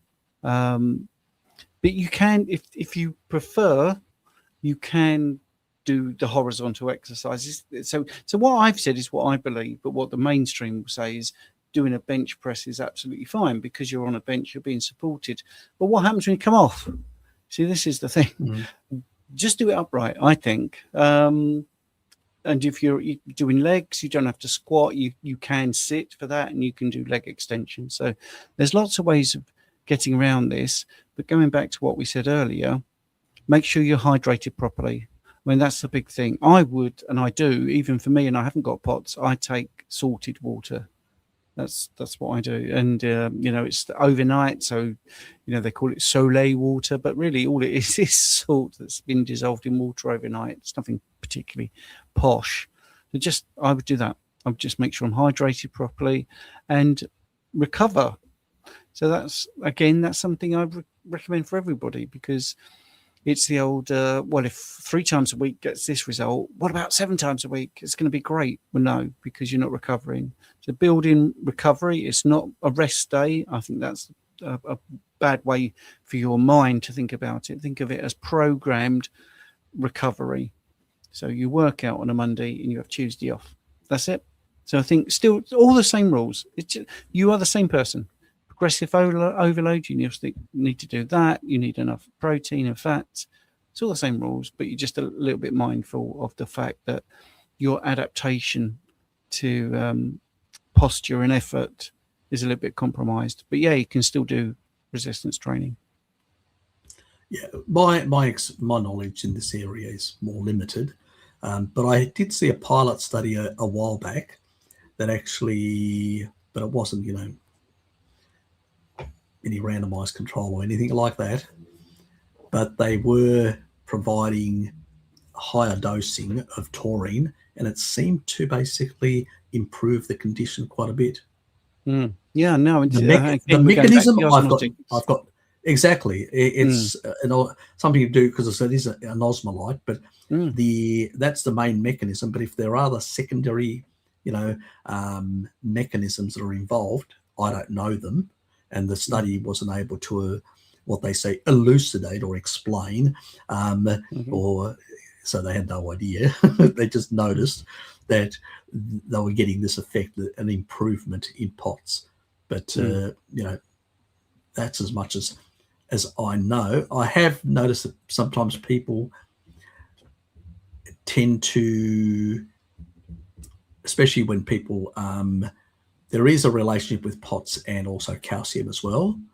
So there, it could be due to calcium genetics, but I haven't really investigated it. Have you looked into anything with calcium and POTS? Well, I've just made a note for myself to look up the taurine calcium link, because I don't like to speak without looking it up. Which is fair enough. But speculation, I think that's we're on the right course there. Yeah, I think Johnny, just play around with those sort of things and see how your body responds, because just getting a bit extra calcium isn't going to hurt you. You know, in a low carb state, it's not going to hurt you. Your body will excrete any stuff, that additional stuff, so it's not a danger at all. But you sort of have to try and work out, because a lot of these conditions, sometimes they may manifest with certain, but they may have multiple causes, not just one. And sometimes it's a question of trying to narrow down which one is really yours and which one isn't. So I think just going back to what we said about taurine and its osmotic effect. So it's exactly like we were saying about increasing your blood pressure with just drinking water. Yeah.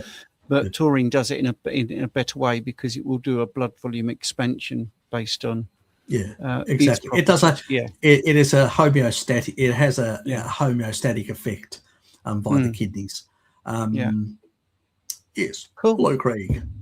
So this will have to be the last question, if you've got one, because I didn't know how long we were doing this. Yeah. Okay. Do with magnesium. So what are your thoughts? Bicarbonate, yes, it is the most bioavailable form of magnesium. Doesn't mean it will be the thing that you need for whatever issue you're trying to address, but yes, it doesn't require much breakdown. So a good sort of halfway house is magnesium glycinate, I think, because that's the uptake in the cells is particularly good. Again, sorry to plug my Substack, but I've just recently done something about the fact that 1% of your magnesium is in your blood, and that's what we test. It's not the 99% of where it should be, which is in your cells. So, to answer your question, it is the most bioavailable. It is the most bioavailable form, definitely. But whether it would help whatever you're trying to help is a different matter, because you might need something else. And I know that Johnny's in Australia. Just let me know leave a comment after the live stream to let me know exactly where you are and which location. And because I've got a few sites that basically provide for hair mineral analysis, so you can actually check, because you may not need any at all. Sometimes people, for a whole lot of reasons, think, oh, well, I'll have this and all that. Oh, you're in New Zealand, Johnny. Okay. I don't know any in New Zealand. You'll have to Google it yourself and look for somebody that does a hair mineral analysis. If you go to a naturopath in New Zealand or Australia, they can do it. They can take some hair and actually send it to one of the companies that they're affiliated to. And if you could send me your links, I'd be interested in that as well. He actually said he got access to a hair mineral test. Okay. Have you got a result? Or have you just got access to?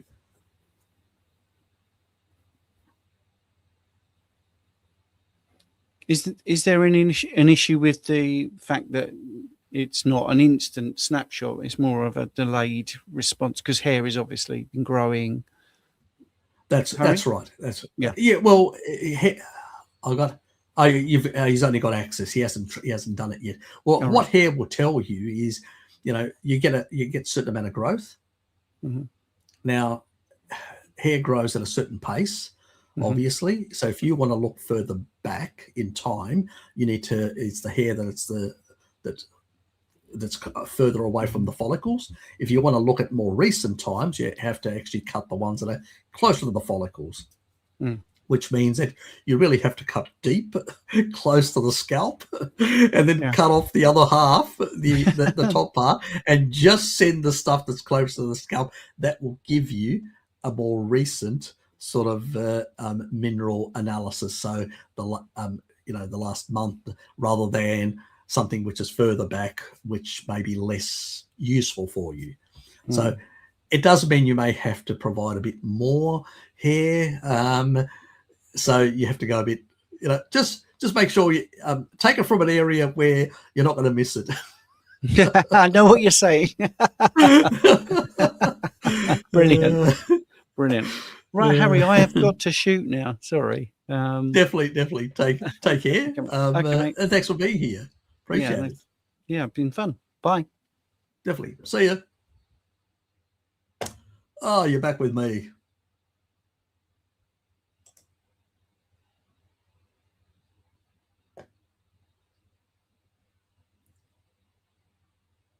And keep on going down until I find another question. You guys are having conversation amongst yourselves of where you are from and all that. Good. Maxine. Is ruminant meat a requirement on carnivore way of eating? Would poultry, eggs, dairy be sufficient? I would say, poultry, is probably not going to have the perfect profile, but what I do is I pretty much, while I consume dairy and eggs, I also consume varied meats and seafood. So I have some fish, as I said. I usually have salmon on the Saturday. I have pork belly on the Saturday, so salmon and pork belly on the Saturday. Most of the rest of the I will have probably maybe some pork chops one of the days, and I may have some beef patties one day of the week, and then the rest of the week is primarily lamb. Now, lamb's quite cheap in Australia. We have a lot of it, so I mostly cook and eat lamb, and I actually like the flavour and the taste of lamb far more than other meats. I find beef very bland, personally. Unless it's patties, and then I've put some spices and I've thrown in on top some cheese on both sides, and so that's my condiment type thing. Then it's much nicer to have patties like that. So I usually put on one side, then I flip it, and I lay another piece of Swiss cheese slices on the other side, and they just melt and sort of attach to the patties, and I like them like that. But most of the ruminant meat that I have is lamb, primarily. And I also have some seafood. Sometimes I'll have a bit of squid, sometimes octopus. So at least once every fortnight I'll probably have squid, and I may have octopus, or interchanging. Squid I sort of like a bit more than octopus, but I do have octopus as well occasionally. It depends. There are different varieties, obviously, and it depends what's available. So when it comes to squid, it's always calamari squid. If they don't have any calamari squid, I'll go for octopus. If they do have calamari squid, I'll go for calamari squid, which I prefer more in that regard. So, and I get it from this location. This is on the waterfront, so it's a bit on the.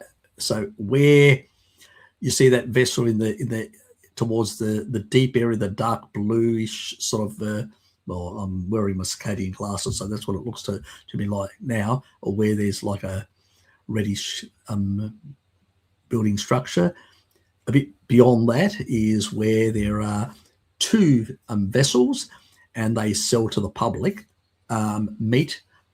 fish products that have been primarily caught by the local fishermen in the area. So there's also there's oyster farms down the coast, so they provide a lot of the oysters. The Makos, which is way at the end, they have mainly a lot of oysters, so that's where I go, because they're actually there just opening them up. And I usually, if I want some raw oysters, I just go down there. I go to the guy, I just ask him to give me 6 on a 6-pack, and he'll just open them, pop them open. If I don't want them open because I want to take them home to do sort of with bacon on top, Fitzpatrick type style, then I usually will take them and open them up at home. So I'll put them in a bag, put them in the fridge at work, and then take them home and have them that night. So it depends. So it's nice. Yes, Nathan.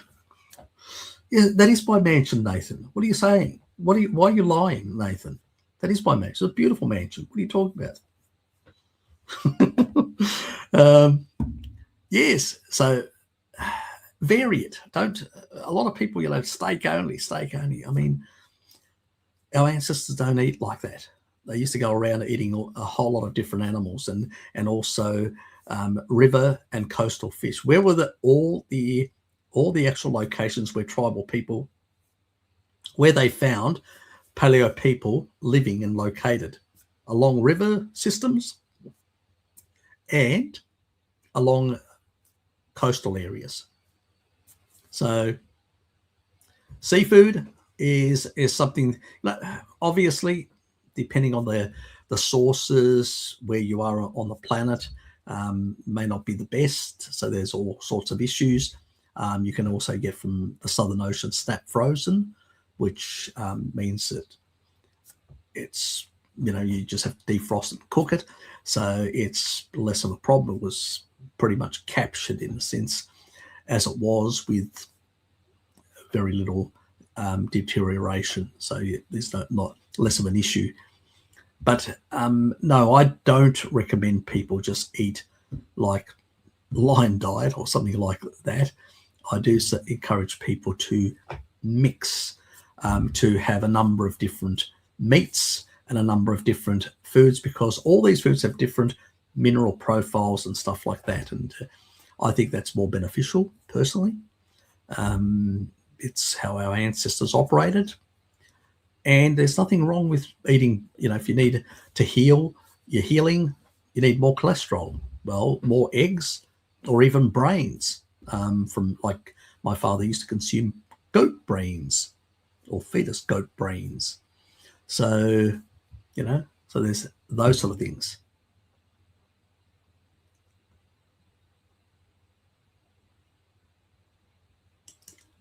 Anyway,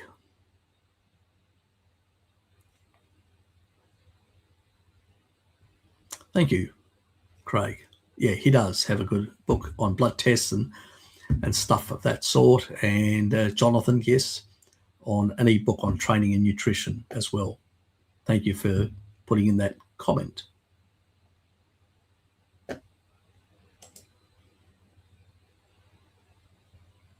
Yeah, they have. They've been around for a while, and they're pretty good blokes, both of them.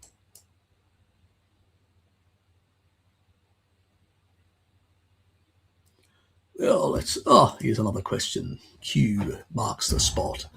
Is butyrate any of other gut supporting elements from ghee worth for the type of interstitial inflammation, such as inflamed colon? Yeah, that can be useful. Certain people, if you're transitioning to a carnivore diet, you've still got pre-existing, yeah, it can be useful in that regard. I do buy ghee, and I do use it for cooking. I don't, because butter because it's got proteins and stuff like that, can burn a bit. I use butter for other purposes. So, like, may use a bit of butter on certain things. Like if I'm making something like, if you're like a stir fry type of thing or seafood that I'm cooking, I will cook it and then put the butter after the cooking, not in the cooking process, but after. But if I'm doing like a stir fry type thing with certain things like, mussels or oysters or a combination, or I'm also doing a number of other seafood. It could be, octopus, or it could be a number of things that I've combined. Then I usually use ghee because I like the creamy taste. It's much nicer. And I'll put a bit of black pepper, and it's just beautiful that way. For me, that's how I like it. But yes, generally speaking, if you do more of a ketogenic type carnivore diet, and really cut out the sugars, so to speak, you will tend to basically generate far more isobutyrate. So we do generate other butyric type of fatty acid types through, and some of these bacteria will cleave off some of the actual different parts and then the cells can actually use isobutyrate and all these. Actually, when you look at the profile between from a plant-based side to profile in terms of the short-chain fatty acids, the actual proteins, what doesn't get digested and ends up in the colon, actually produces far more. There's a study that Paul Mason actually had showed years ago that actually showed the different profile, and the amount coming from a more carnivorous diet was producing far more butyric type or short chain fatty acid types in the actual from the meat product, where obviously if you add some dairy products as well, you're adding additional stuff and all that. So you're feeding beyond what most people would feed in that regard. So you will get an extra benefit. So I do recommend protein, and something like ghee is really good. Also, if you're into dairies, for both medium chain triglycerides, which will generate more ketones, and also more short chain fatty acids, would be goat dairy. So goat cheese, things like that, goat butter, cheese, and so on, and milk. Milk's quite nice, but it's some people don't like it. I do. So it's really one of those things. And Tracy, your thoughts on berberine for high menopause, insulin resistance, 15-day insulin fast? Well, the A1C, remember, Tracy, you have to really get a glucose monitor to work out exactly where your A1C is in that regard. And fasting insulin, it's a snapshot in time. It doesn't really tell you a lot. Now, in terms of berberine, yes, it does lower, blood sugar and stuff like that. But taurine does a better job than berberine. So, that's a far better way of actually operating. So the A1C is our red blood cells actually last longer, and so the A1C is always going to be higher. So if you really want to know from day to day where your blood sugars and what may be triggering that increase in blood sugars, if that's really happening, then you need a glucose monitor.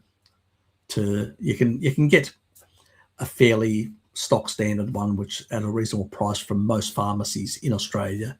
So you shouldn't have a problem in tracking one down and using it. I know a number of my friends that have actually used it based on my recommendation.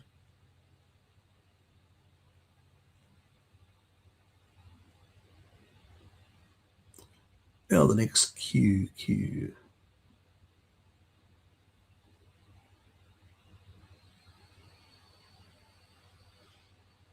If you haven't put a Q in front, because I've actually, as I've pointed out down where I've pinned at the bottom of the chat box, I've actually said that to add questions, use Q. So if I don't see a Q in front, you're not going to get an answer. What are your thoughts on clutter and mental health? I mean,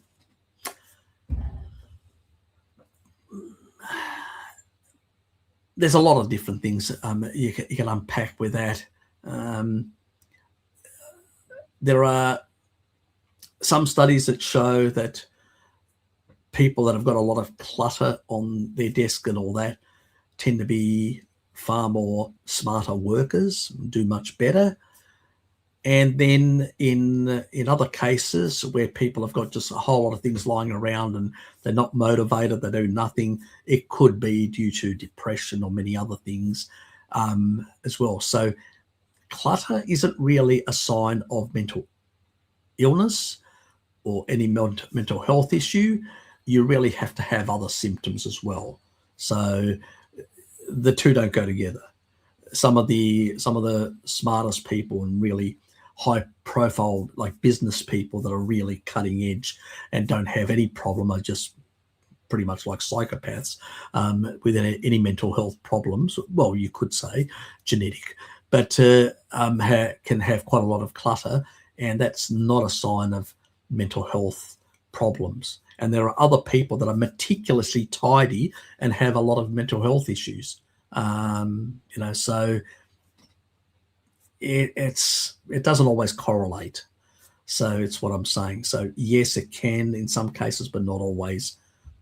So we need to be a bit careful.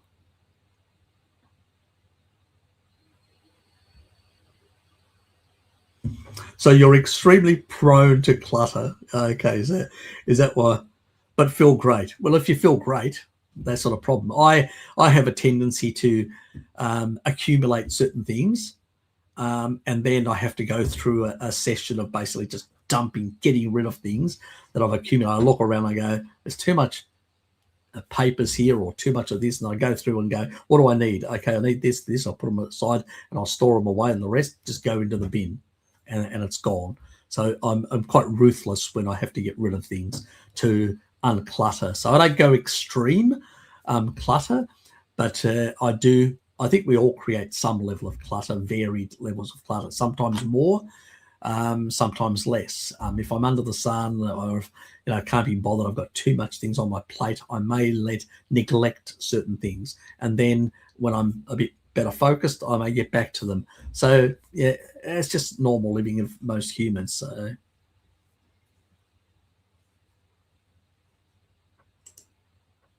yes, it was good to have them here. It just shows how behind I am with everything in that regard. So go down, go down, go down. Yes. Do you like my mansion?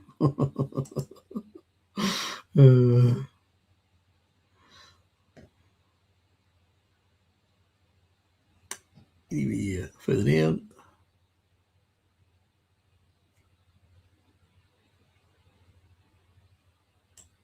Yes, he did. He removed a lot. That was back when they were severely shadow banning him.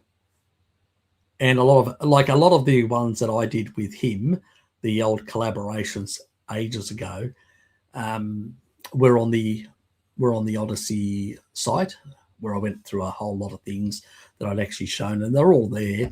I have made a video on Chats with Bart.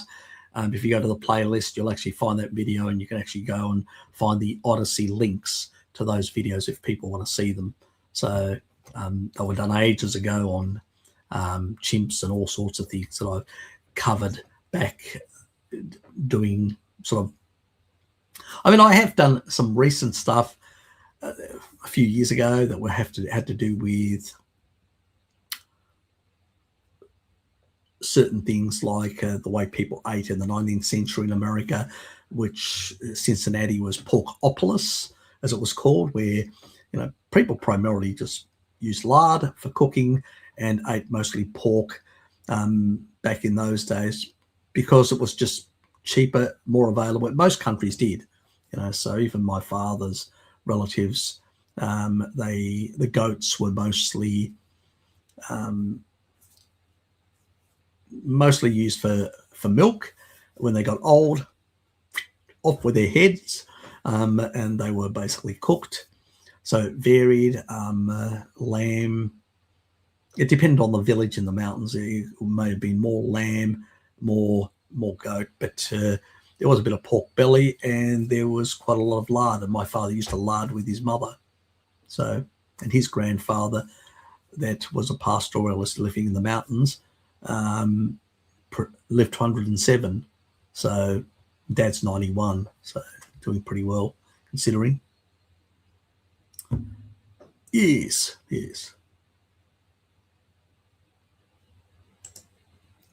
Anyway, can a large amount of protein lead to supply-driven gluconeogenesis? there's a caveat I'll explain. Can the insulin increase from protein inhibit fat oxidation when eating zero carbs? Now, if it depends on the source of protein. So if you're eating protein as food, just regular food like a steak or something like that, what we've seen from research done by Stuart Phillips and certain other academics, what happens is, because of the fat component and the way it needs to be broken down in the stomach, takes a certain amount of time. And because of the fat also affects the transit time, what happens is the transit time reduces and you get these smaller boluses that come through. So you're digesting over, rather than quick digestion, like with refined carbohydrates. Complex carbohydrates, because of their fiber, sort of slow down, but still it's contraindicated as a food, but it's something similar. What fats and the whole process of breaking down these proteins from animal foods, it slows down the uptake. So your digestion happens slower over 4 to 8 hours, depending on the quantity of protein consumed. Now, when you have a protein shake, you're getting pure amino acids. The influx of those is very rapidly. If you exceed the amino pool, you exceed the amount that your blood system can actually manage, well, what will happen is that excess will be converted to sugar and then fat, triglycerides, and your triglycerides will go up. So, not a good thing, but it won't raise insulin because it's not going to raise your blood sugar. It's just going to restore glycogen, and the rest, that once it has enough glycogen, the rest will basically just be transported out. The body's not trying to cause hypoglycemia. It's not stupid in that regard. So it doesn't do that. But obviously it's, you're not getting the benefit. This is where all this nonsense came from about 30 grams and no more than 30 grams and all that, because it was all based on taking supplemental protein, protein shakes and all that. So the influx is too fast for the body to manage. So you don't want to be consuming that sort of stuff at all. You want to be eating real food, like the old bodybuilders that used to meat, steak and eggs and dairy products and stuff like that. You want to be eating real food. Not only that, eggs will give you 50% of the amino profile will be for protein synthesis. Meat is, and most animal food is around 32%. Most of these powders are less than 15 in some cases. And so you're ending up with too many other aminos that really can't be used. They can be used in tissue, because your other organs and all that, they're not muscles. They need some of those as building blocks. But there's, depending on the influx, the rate that's coming in, a lot of that may end up getting converted to fat eventually. So I wouldn't recommend that approach. Eat real food and you're not going to have that problem. Yes, it is demand driven, gluconeogenesis. It's not supply driven. The body's not stupid. It works out what it needs in terms of glucose around the body, and most of the glucose is produced from the glycerol backbone, not from protein. You have to really run out of body fat and not have any fat coming in before the body starts going for the protein. That's what usually happens to vegans. They basically have this catabolic fasting mimicking diet, because that's what a vegan diet is, a fasting mimicking diet, low protein, and only sugar. And over time, they end up becoming not only deficient, but they end up wasting away. And eventually, when the body fat drops too low, what's left? Breaking down tissue, like starving people. They're actually starving themselves, and some even to death. as we've seen some recent vegans that have basically gone all the way to the death of nutritional starvation. So yeah, we definitely need to be careful about that sort of behavior. But no, glucose is demand driven, but if you basically use these powders and you consume too much of them as a volume, you're bypassing the mechanisms to control peristaltic, that contractile thing because it's like a muscle, the actual your gut lining, and it basically can actually do these contractile effects, this peristalsis, that actually will move things at a certain rate depending on the influx, and the body regulates that. And so what happens is in a low carb, in an animal-based diet, it actually slows down in order to be able to absorb slowly the aminos. So to put into the amino pool in the bloodstream the amount that the body can handle at any one stage. But when you're taking these powders, it bypasses all that system and comes in very fast.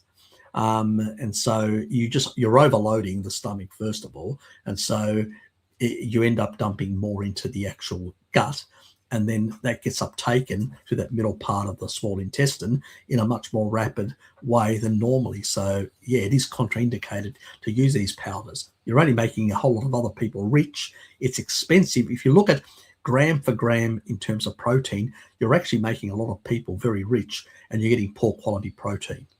So don't eat that crap, is what I'm saying. Eat real food, and you're not going to have any of these problems whatsoever. We've got populations like the sand people of the Kalahari consuming based on Cordain's research, who's an academic that did research on the sand people of the Kalahari, an American academic, a paleo guy. And basically these people go out into this desert environment and come back with a lot of weight and all that. So they're doing a lot of physical work, and it's like doing a massive workout every day.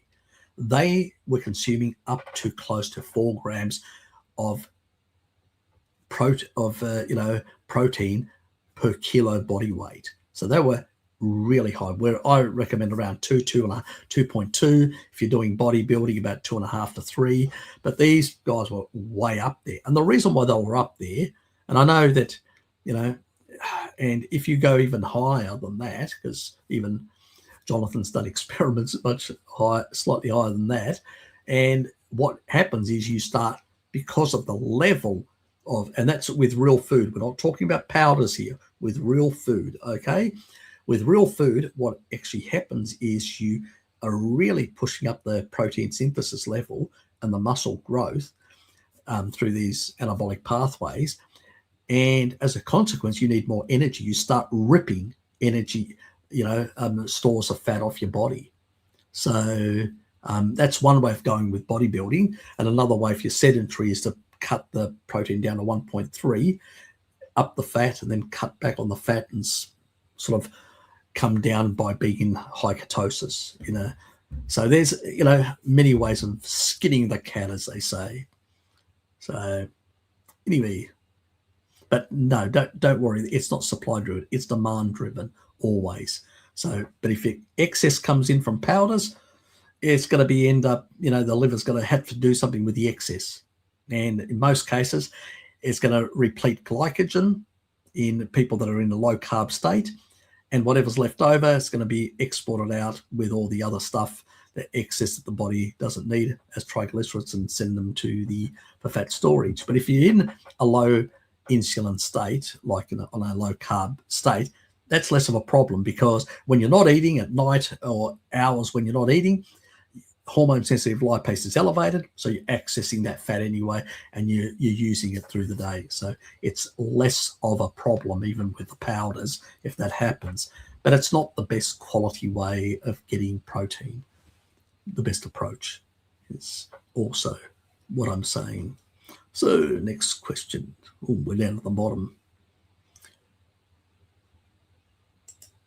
So what's this all about? 1 gram per kilogram. No, 2 grams per kilogram. Unless you're thinking about pounds, 1 gram per pound.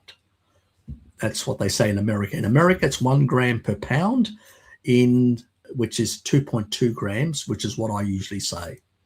Bart usually says about 2 at least. I usually say about 2.2, and 2 for women, 2.2. So about 0.2 difference, 0.2 difference in my way of saying, but definitely not, that's too low. That you're getting to catabolic levels. So once you get to about less than 1.1, or close to 1, you're basically in a catabolic state. So, quite a bit. To be outside that, you need to be at least minimal 1.3 per kilogram of body weight, which is, so that would be then 0.6, or so 0.65 further pounds. Not a problem. Anyway, we've been going now for some length of time. Bags, how are you, mate? It's been a while. I've occasionally seen a distant comment now and then. I've been off the reservation. I've been doing other things and family things mostly, and took a bit of a break. But things that I had to do and sort out and all that. And later this year, Dad may be in for another operation, so that may have me off for a month and a half, maybe 2, again for those sort of reasons. So it's just is what it is in that regard. Why does subjective experience exist? The hard problem of consciousness. What a subjective that would be a long conversation. I do intend on my Harry Serpanos opinions channel. I will be doing videos discussing some of these things, and from an orthodox perspective as well, in terms of thought, in terms of the mind, in terms of the noetic world that we religiously connect to, and a number of other things of that sort. Now, that may not be your cup of tea. I accept that may not be your cup of tea, or anyone else's, or some people's it may be. But I will discuss these sort of areas in terms of what's out there.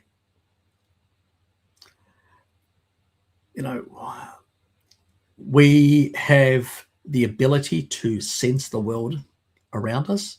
We have even somebody who is blind can sense the world, can feel the world around them.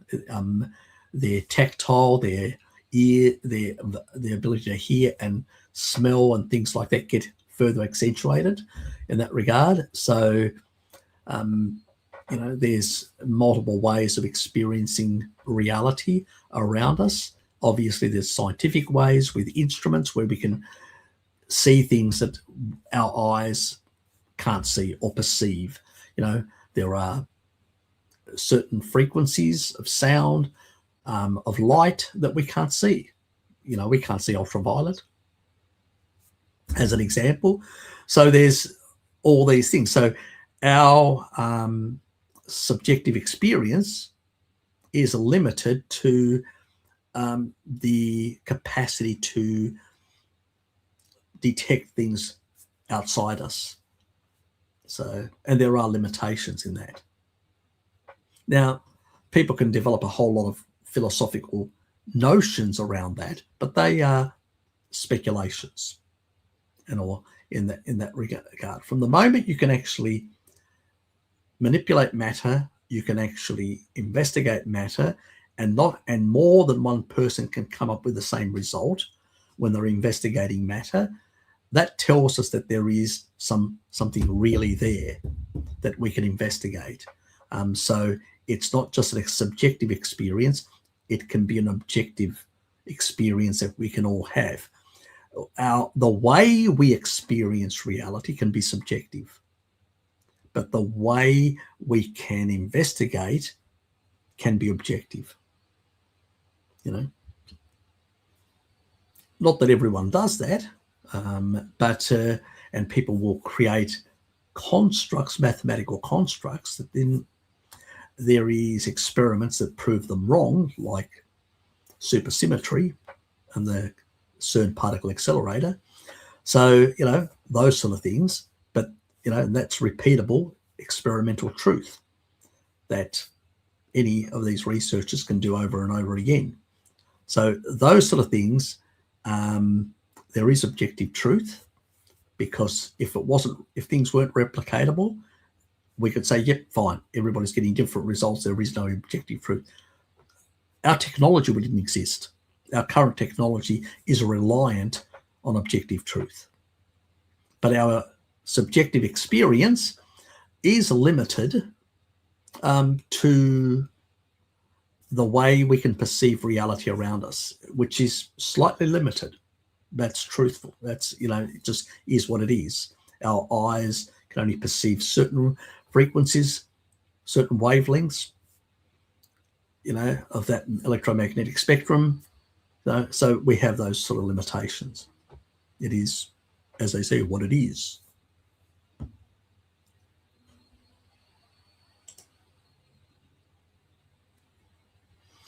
See you, mate. So one more question, and then I'm going to be pulling the, there's a good analogy from quantum field. It works like Excel cells. If you damage data in one cell, it immediately updates in another, like the spin of an electron. Yeah, I mean, if objective reality wasn't true, we would not observe certain things in that regard. Oh, Johnny's gone as well. See you, mate.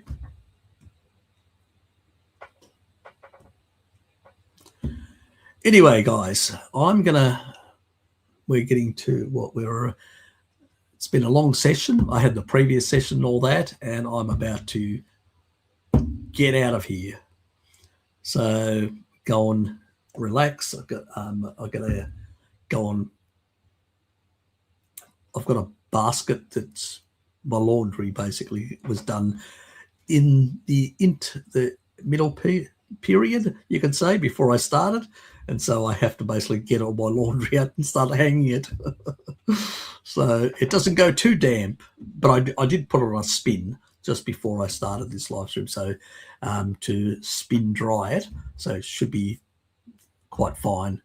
I have other times forgotten it, and the next day I've hung them up, and I've never had any problems like mold or anything like that. So they should be fine. But I still need to do that and then head for bed in that regard. Yeah, mate. See you, Richard. See you, Maxine. See you, Nathan. And the obscure. See you, mate. Anyway, good being here. And Dom. Great to top up on my Harry vitamin. Thanks, mate. Yeah, so have a good one. Hopefully I'll see you guys in the not too distant future. So every first Sunday I'll be having live streams. I'm probably going to organize some sort of Zoom session. Now the Zoom sessions, people can turn up and we talk anything, geopolitics, science, all sorts of stuff. Things, it's really hard on a live stream. You can only ask 1 or 2 questions and stuff like that. When I'm in the Zoom session, we get into all sorts of things in terms of different things where people want to just learn a bit more detailed things and discuss some things where they want a deeper understanding, and and other things about world affairs, because I talk about a lot of different things and discuss a lot of different things, and people can contribute as well. It's a sort of open, like an open forum. You turn up, you just can ask questions. You can answer stuff. I don't need to always answer things. Other people can also answer things in that regard. So it's sort of an open forum where we have a friendly conversation. The only thing is no nastiness, no attacking or name calling or anything like that. Just keep things civilized. If anybody gets irate, they get kicked out. If you've got a good argument, your argument should stand on its feet. As simple as that. So we don't, and we're not always going to agree on politics. We're not always going to agree on a lot of things. So just reminding people of that. Bugs, see you, mate. Stagmaster, see ya. I will, thank you. Scotty, Ben, don't you hang upside down from the rafters? Yeah, sometimes. Like those bats. Like, exactly. How did you know? Paul. Here's Paul. He appeared at long last. Definitely, mate. Or were you in the background hiding from me and Richard? Anyway, take care, mate. I probably may see you on a Zoom session. So if you're out and about tomorrow afternoon, I may pop in and have a chat with you. So anybody else, I'm just going to put in the actual, why not? Because tomorrow's a public holiday anyway, and I'm at home. So I'll just stick in the actual, just the post, the post, where you post the comments for the channel, whatever it's called now. They keep on changing it. Posts. It's called posts. So I'll post something there as a community notice. That's what they used to call a community notice in the past. Now they call it posts. Anyway, I'll put something there. The link to the Zoom. Anybody can pop in and have a chat and all that sort of stuff. So, because most people would have forgotten what the link is. So we've got one that is actually live, continually live. I've kept it live so we don't have to create a new one, and people can just reuse it. And automatically when you click on it, you go in. So I will set that up. Good. And yep. And DC is also invited if he wants to turn up. Take care, mate. I'll have to next time get you on one of the live streams as well. So we were quite packed tonight. Next time I'll try and get you together with Lukey from Brazil. So we'll try and get in the morning one. That's if it's possible for you. So just let me know, and I'll accommodate you if you want in the evening, or you want the morning one. Just if you want both, I don't care. It doesn't bother me. So just let me know which one you want and which one you're comfortable with, and I'm easy, and I'll send you the links for both if that's the case. See you, Nika. Take care, and I am out of here. See you all, and happy Easter to you Westies.